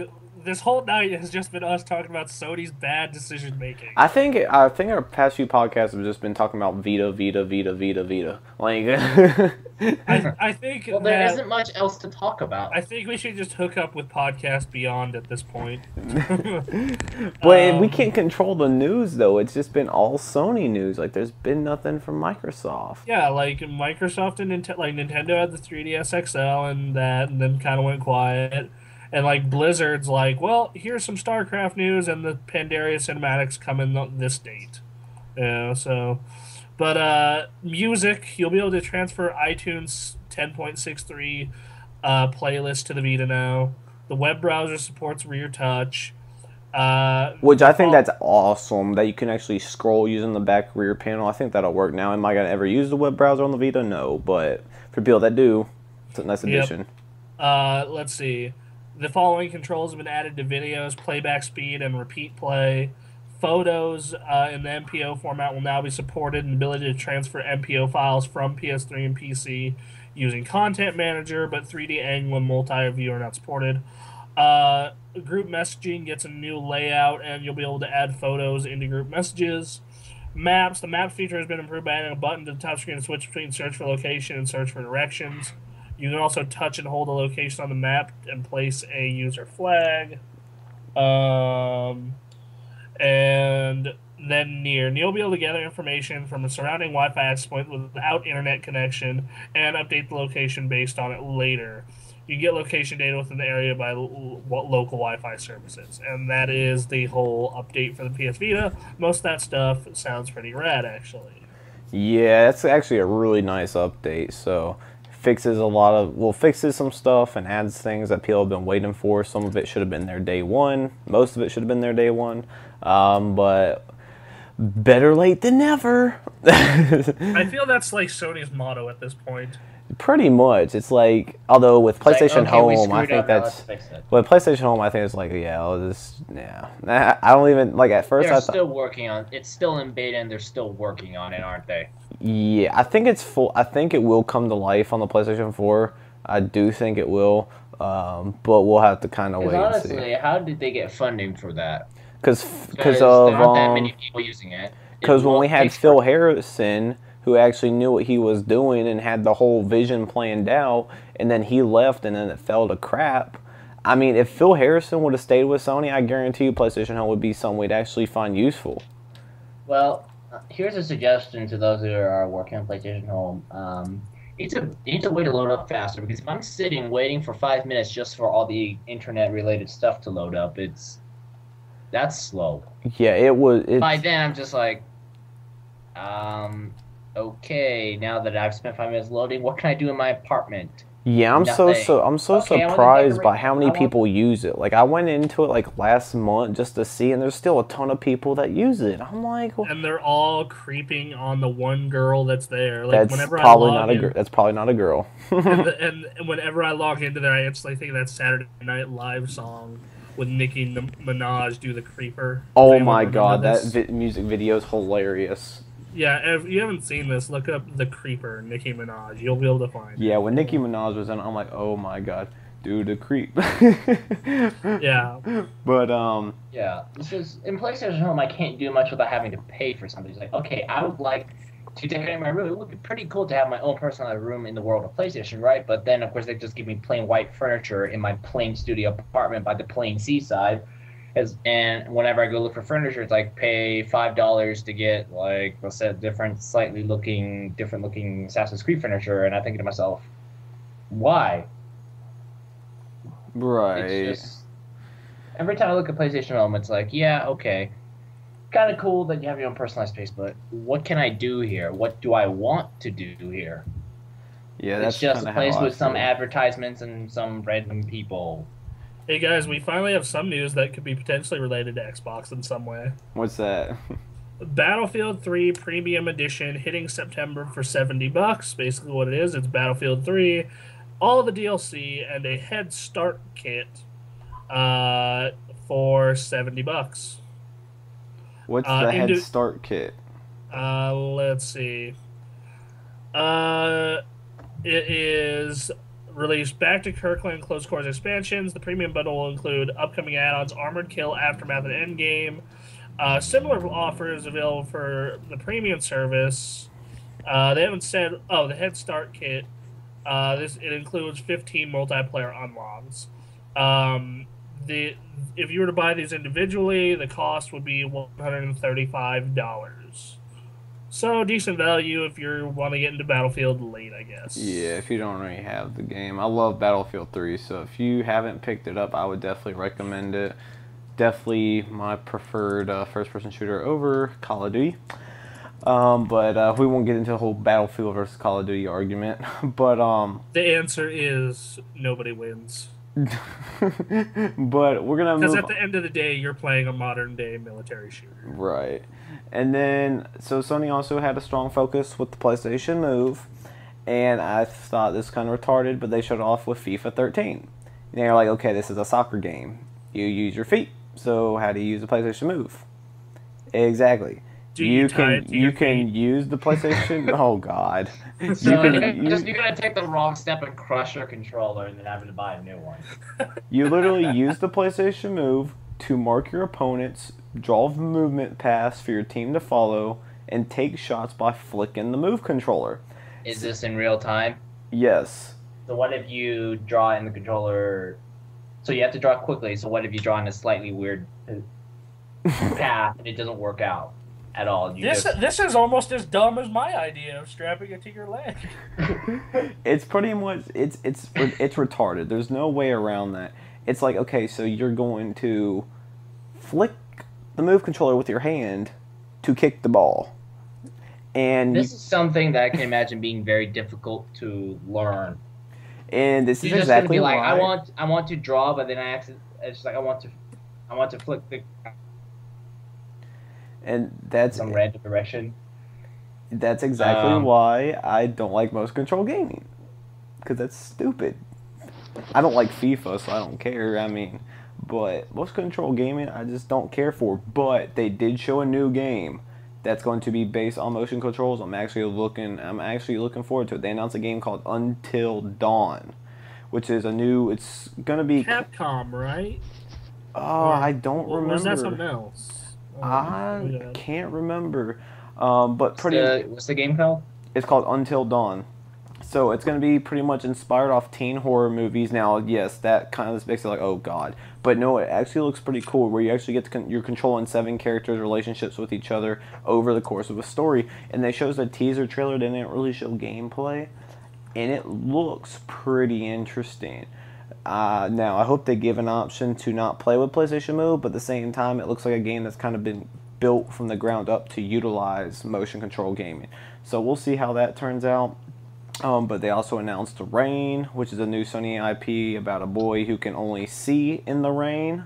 Looks like it seems to be another one of those more odd titles. Yes. Sony, I love how Sony A Bronson game. embraces weird shit. Yes. A Bronson game. And then they announced Puppeteer, which I know Bronson's excited about, where pretty much you control a We character. should make a new category called the Bronson Game category. Weird stuff goes there. That could be an award. Bronson Games. Yeah, but since Bronson still had the battle, no, that's a Bronson's top 10 games of the year list. Well, no, because I do get some mainstream titles into that list. but I know Bronson's excited for it. Bronson's So World of Strangeness Awards. I know Bronson's pretty excited for it. So give us a little bit of information on what Puppeteer is and.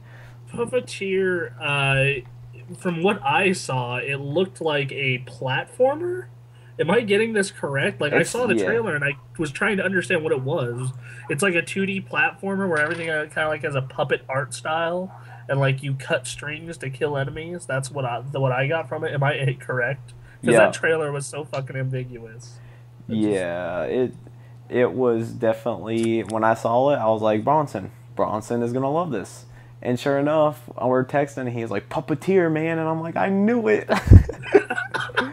It's like I've learned to know Bronson too much, and I've even met him in real life, which we will meet soon. But dude, the Hurricane Cafe is gonna be delicious, even if we're having dinner at like 10:30 at night. But I was like, that is a Bronson game right there. Same with the Media Molecules Tearaway. I'm like, that game's for Bronson. But they showed a new Last of Us trailer. Oh my god. Sony is teasing me right now. They need to stop. If you have not seen it, please look up the Gamescom Last of Us trailer. Absolutely incredible. And it makes you question the story a little bit more. It's like, holy crap, what is going on? Because, I mean, we have the basis of it, but when you see you just have to watch the trailer. It's pretty cool. So, and then pretty much like I said, they close it off with the Black Ops declassified multiplayer footage, which looked terrible. Which I think we can all agree on. Everyone that's seen it kind of like, yeah, yeah, that sucks. But like I said, I'm going to reserve judgment until I actually get my hands on it and get to play it. I'll give them the chance. But if it doesn't get me, I'm going to rip the game apart. I will rip the game apart. Oh, dude, as the person who is just so sick of modern military shooters that if one is average, like, I kind of already tear a new asshole. So, like, if I get a hold of this game as a second opinion piece and it's bad, like, it's gonna be probably just a 3-page hate speech on An inflammatory essay. Exactly. I can see Bronson doing that too. I can see, oh my god. But that pretty much concludes it for the news. Like I said, it's pretty much all Sony because they had their Gamescom conference. But before we head into the comments and questions, anything else anyone wanted to bring up? Oh, yes. As always, Madden League, we're doing it. It's going to be fun. Lots of teams still open. Link is in the latest Gamecast. And it's for the Xbox 360, correct? Correct. So, yes, you should buy Madden on Yeah, the Bronson and 360. I are going to be in it. Go ahead. Go ahead. Yeah, Bronson and I are going to be it. Obviously, I've never played Madden against any person before except Bronson, so I have no idea how good I am. So, not feeling too good right now. So, you should go sign up for that on the 360. And Bronson, please instate the fair sportsmanship rule. I know you're the commissioner of this. Yes, please instate the Bronson rule so you don't mow everyone over 54-3. Okay, so so in last year's Giant Bomb League, week 3 or 4, I played the Titans, and I beat them 63-10. Oh, damn. And I kept scoring in the fourth quarter. I'm that same douche. I'm the same douche. And he almost quit the league, and we had to instate the Bronson rule.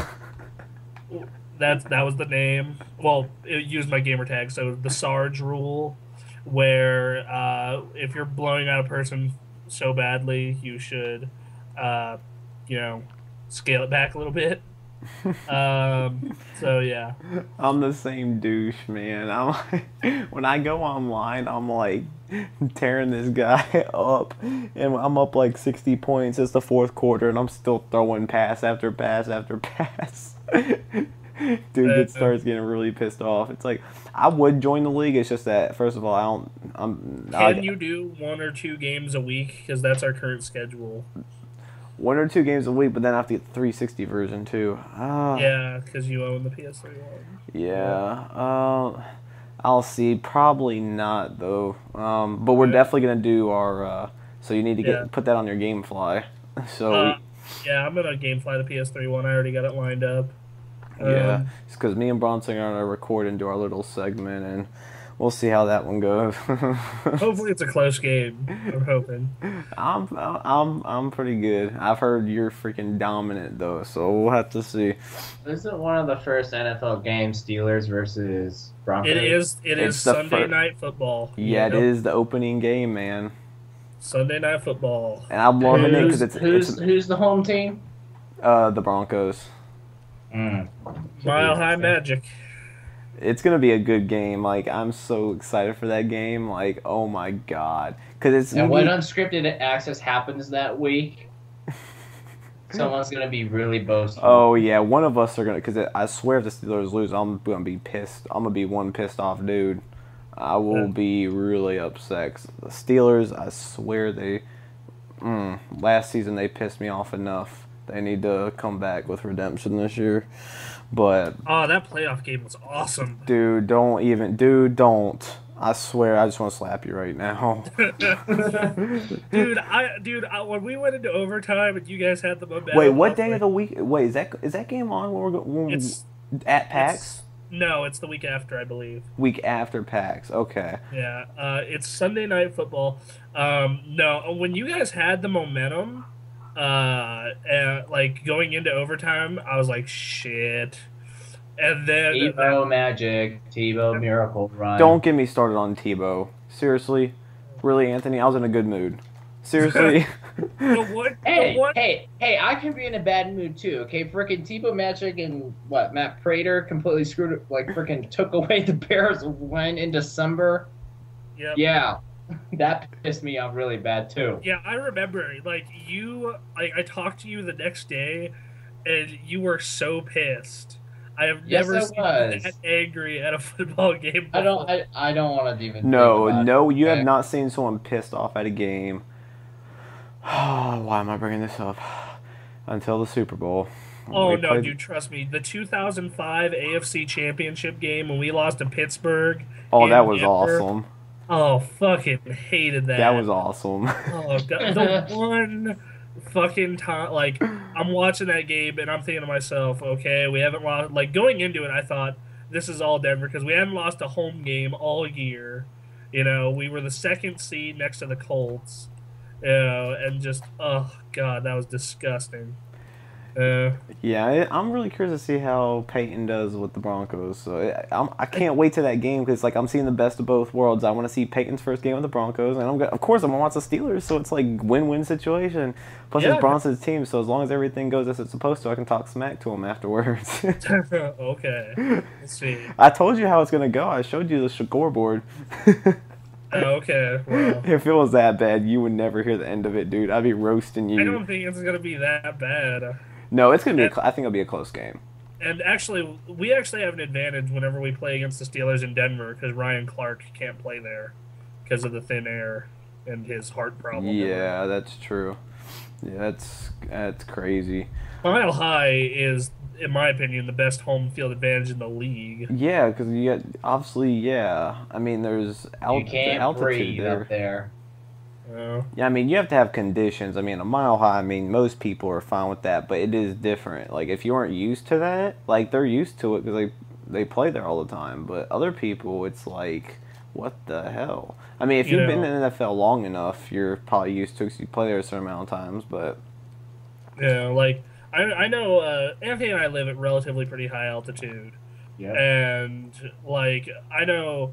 that teams from California would come up here for camp, UNR camp, where we go up to college and do camp with a bunch of other high school football teams. And it was funny watching some of those California teams, dude. Well, yeah, because California weather is perfect. You know, they are not used to the altitude or the fast. Hot, dry. Hot, dry, and fucking just high altitude. You know, yeah, just the air is like thin. Like there isn't even any humidity to help. So I love how we always have our little sports segment too. Dude, I'm telling you, you should just do a football podcast already. Hey, it could be worse. We could talk about housing and real estate and more. Oh no, that got edited out. So like Wednesday nights, we need to get together, or sometime during the week, and just talk about the NFL season. I kind of feel that we probably left out Richard and Danielle in this entire podcast. They even here still? Yes, they're here. Earlier. All right. Well, are we on to the questions? Yep. Football. Oh, I love football. We just mentioned the league, and then we just went on with football. Yeah. Well... I love football, man. Bronson got me into it. That was quite amazing. Yep. But I succeeded on my mission. Alright, enough football.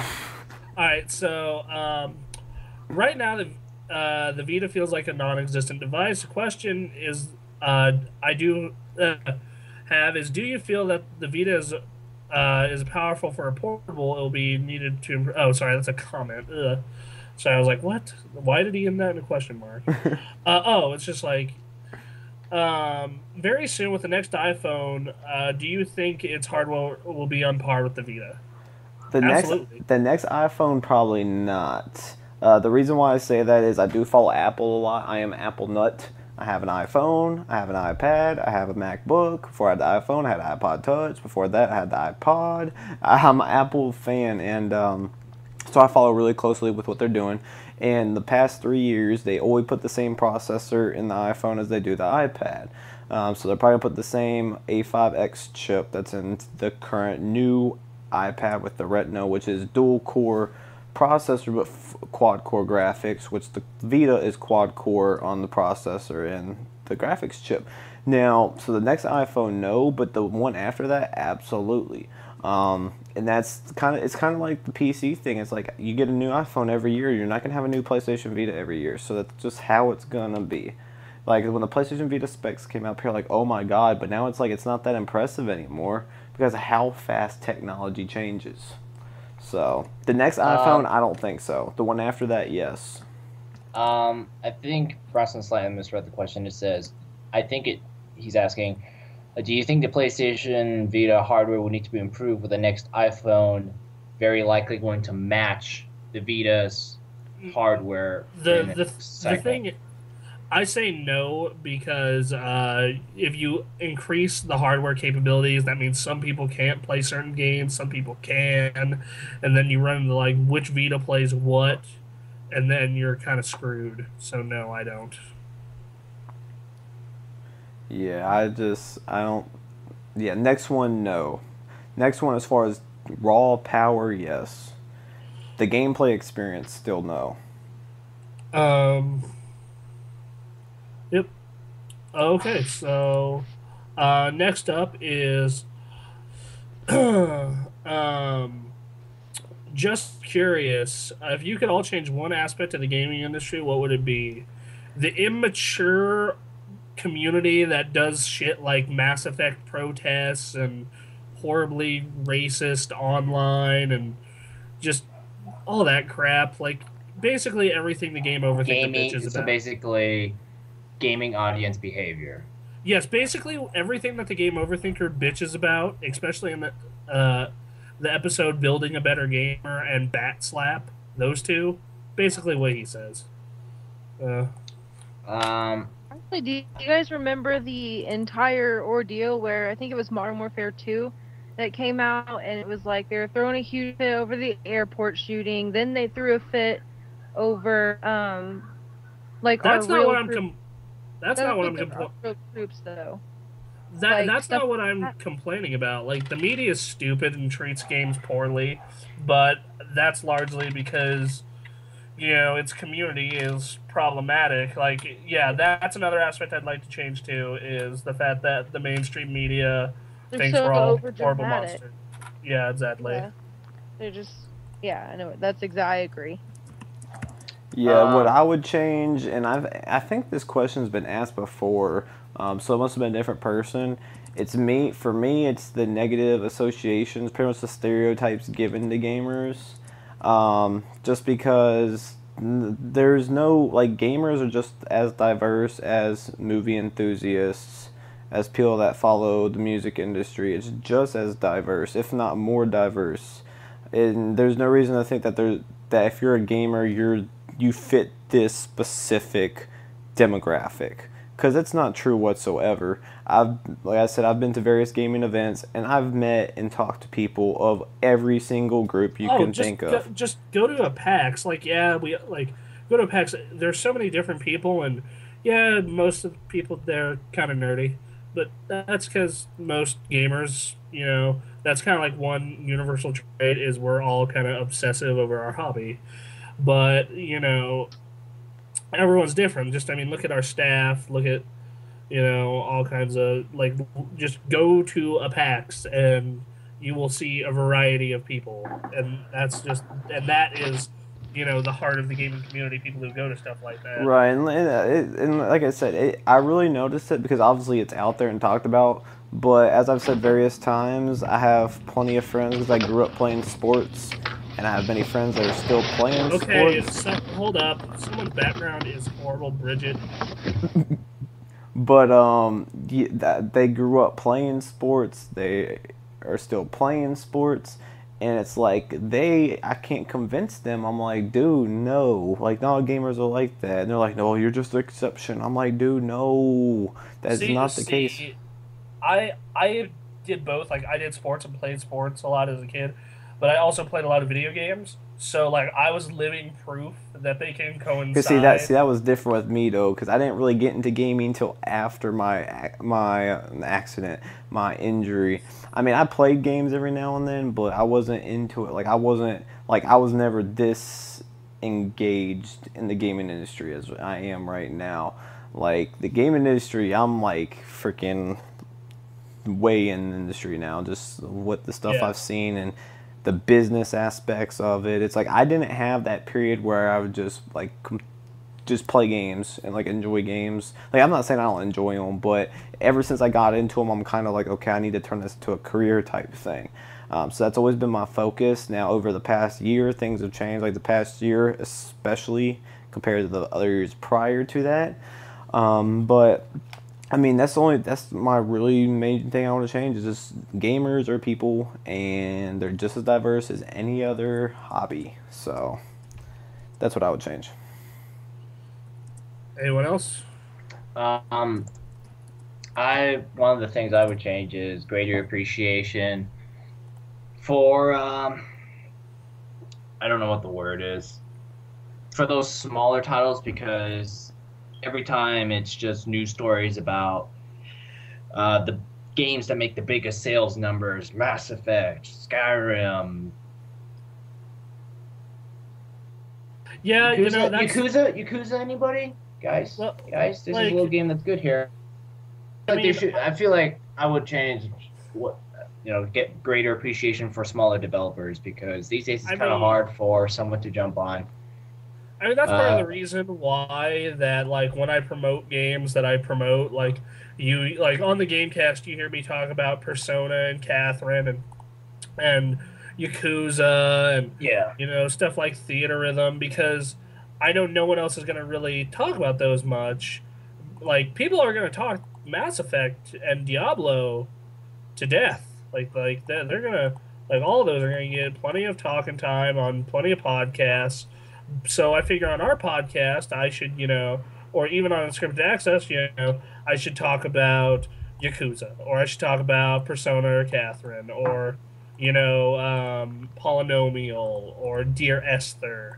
That's actually why I really enjoyed the extra credits segment, games you might not have played, because it's just an entire 8 minutes of them talking about awesome games that are typically dirt cheap on the web. Yeah, because I saw this on the lecture presentation slideshows for computer class. A lot of games don't even make a profit when they are released, and I'm pretty sure some of them are very, very good. They just never get noticed.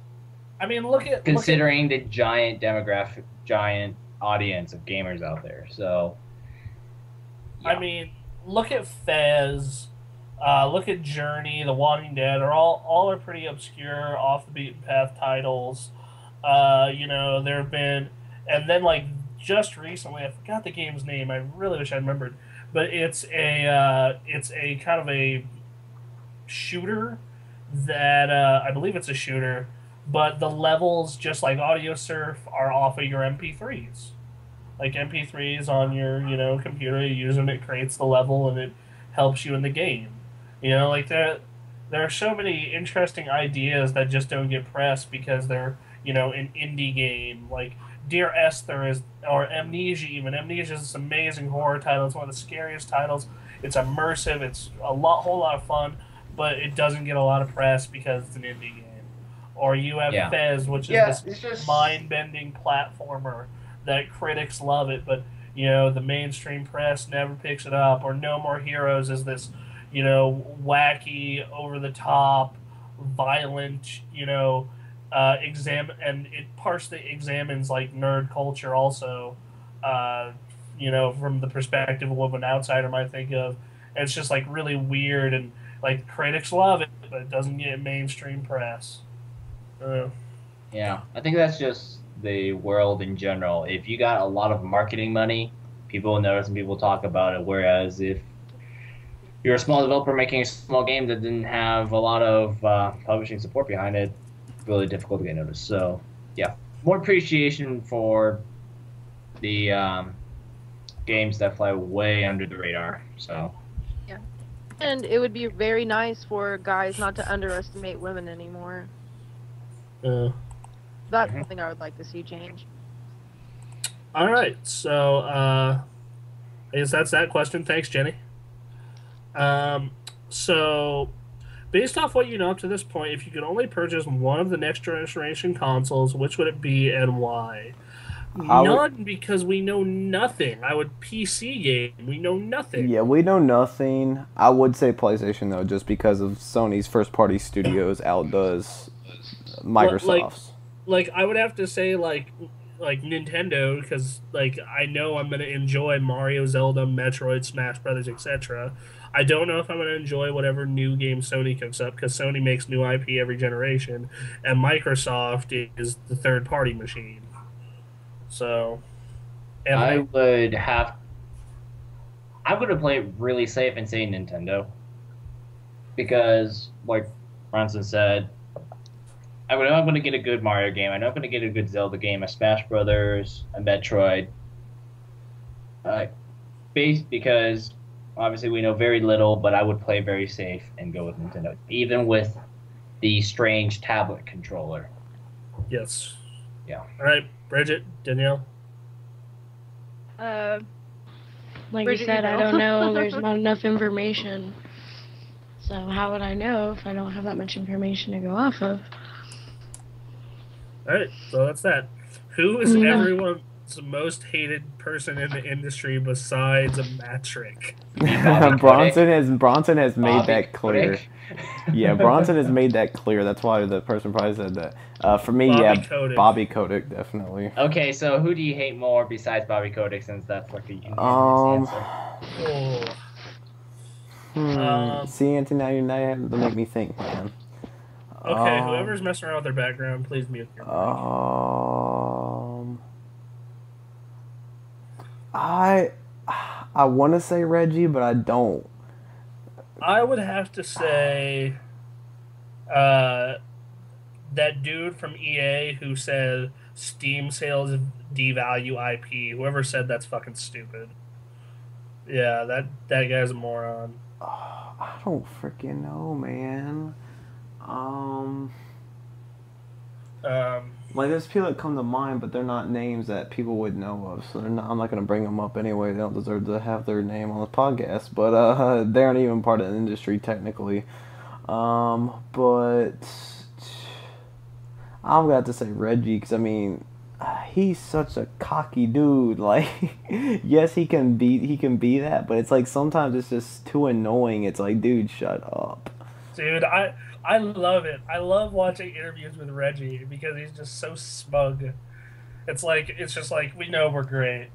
We're so great. And they can say that because they're dominating in sales, but god damn it. Anyway, it's like, dude, I didn't hear your mouth when the GameCube was in the crapper. Yeah, well, he came around, I believe he became their, like, Vice VP during 2004, so okay. He was there for the DS when it exploded. Like, he got there right before the DS exploded, and then, you know, even when the GameCube was around, dude talked some smack. And I'm gonna be honest, I think the GameCube is horribly underrated as a system, but that's just me. Anyway, I know there's someone I absolutely do not like, but I can't figure out the name right now. What company does it work for, you know? That's the thing, is I just can't figure out what company or what game or anything. It's just like, I know there's someone I don't like in the game industry, but I don't know where at all. Alright, so Jay Sway wants to know, how broke does everyone plan on being next year because of gaming? LOL. Very. Extremely. Like, Dude, the one thing that's preventing me from going way overboard is I'm not going to buy a system next year. Like, the next year, I could be potentially buying a Wii U, depending on the games that come out, I might buy one this year, depending on how it's priced. But could be potentially buying a Wii U because of the games Beyond, The Last of Us, God of War, StarCraft, Heart of the Swarm, Gears of and War. Gears, like Splinter Fine. Cell, Grand Theft Auto, like there's just so much. And Luigi's Mansion got moved to next year, so that's on there. Like there's so much. Like, Last of Us. And that's just and that's just what we know. yeah. Yeah. Only time will tell. And then, Emily says, "Ew, ew, ew, ew." And then I think Ew. we're gonna. Oh God, Bridget, stop! And then I think we're Had gonna to do it for them. Yeah, I know, right? But Just once. I think we're going to have the next generation consoles holiday season next year. So I will be spending some hardcore cash next year. God, dude! Because I'll be buying both of them, and I'll be getting the games too. So I may be getting a job as a tester at a game company next year when I move up to Seattle. And a tester, oh, I pray for you, dude. Yeah, I know, but the money's decent, especially compared to my current job. So that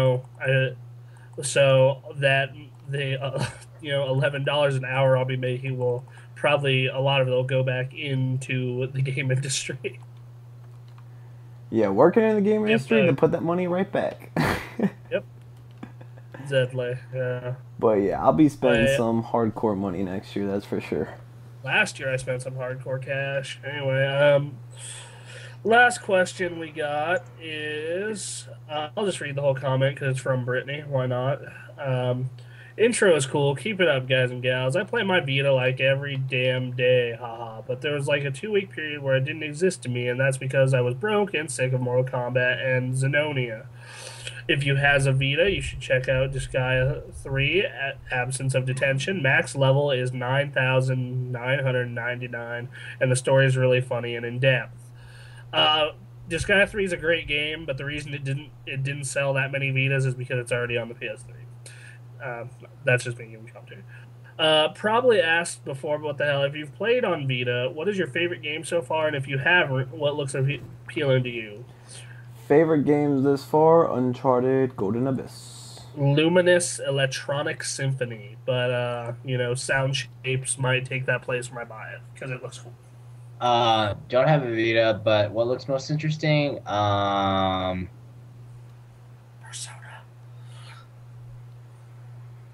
Well, if you're, I think she's probably talking about what came out already. Oh, yeah. So far, like games that came out. I'm gonna say Uncharted Golden Abyss, but Yes. that's about the only Vita game that's catching my attention at all right now, and to me, that is not worth a $250 system. I don't know, $300 system if you count the memory. Yeah, Luminous is pretty fantastic, though that's kind of like, it's a puzzle game. See, the thing is, games like that have to really interest me, and most of the time they don't. As for the future, what looks appealing to you guys in the future? Well, if they come out, are we talking about announced or what do we want to see? Let's say announced. Announced. I'm going to say Persona 4 the Golden, because For sure. Because Bronson tells me it's the best thing he's ever played. It is the best RPG I've ever played by a mile. Yeah, well, you've made that clear. And I will have an opportunity to play it, and so looking forward to that. I don't know. It hasn't been much announced. Hey Nick, is it Hatsune Miku? Are you down with Hatsune Miku? What the heck is that? They have showed it at E3. I'll send you the trailer. Hold on. Probably not. It sounds like one of those Japanese weird games. It is. It totally is. I guess I'll go with. Damn, there hasn't been much announced at all. I guess I'll go with BioShock. I'm interested to see what they do with BioShock on the Vita. I'm sending you the gameplay trailer of Hatsune Miku. It's also titled Project Diva. Oh God. It's a rhythm game. Oh, actually, no, wait. I take that back. Dust 514. Dust looks good. Oddworld looks good. Ogre Rhythm looks good. There's a lot of like, once again, like the Vita's primary market right now is weird Japanese games, which I'm totally okay with. Vita's not region locked, is it? I don't know. Because if it's not, I really should be importing more games. Um, I'm gonna Google that.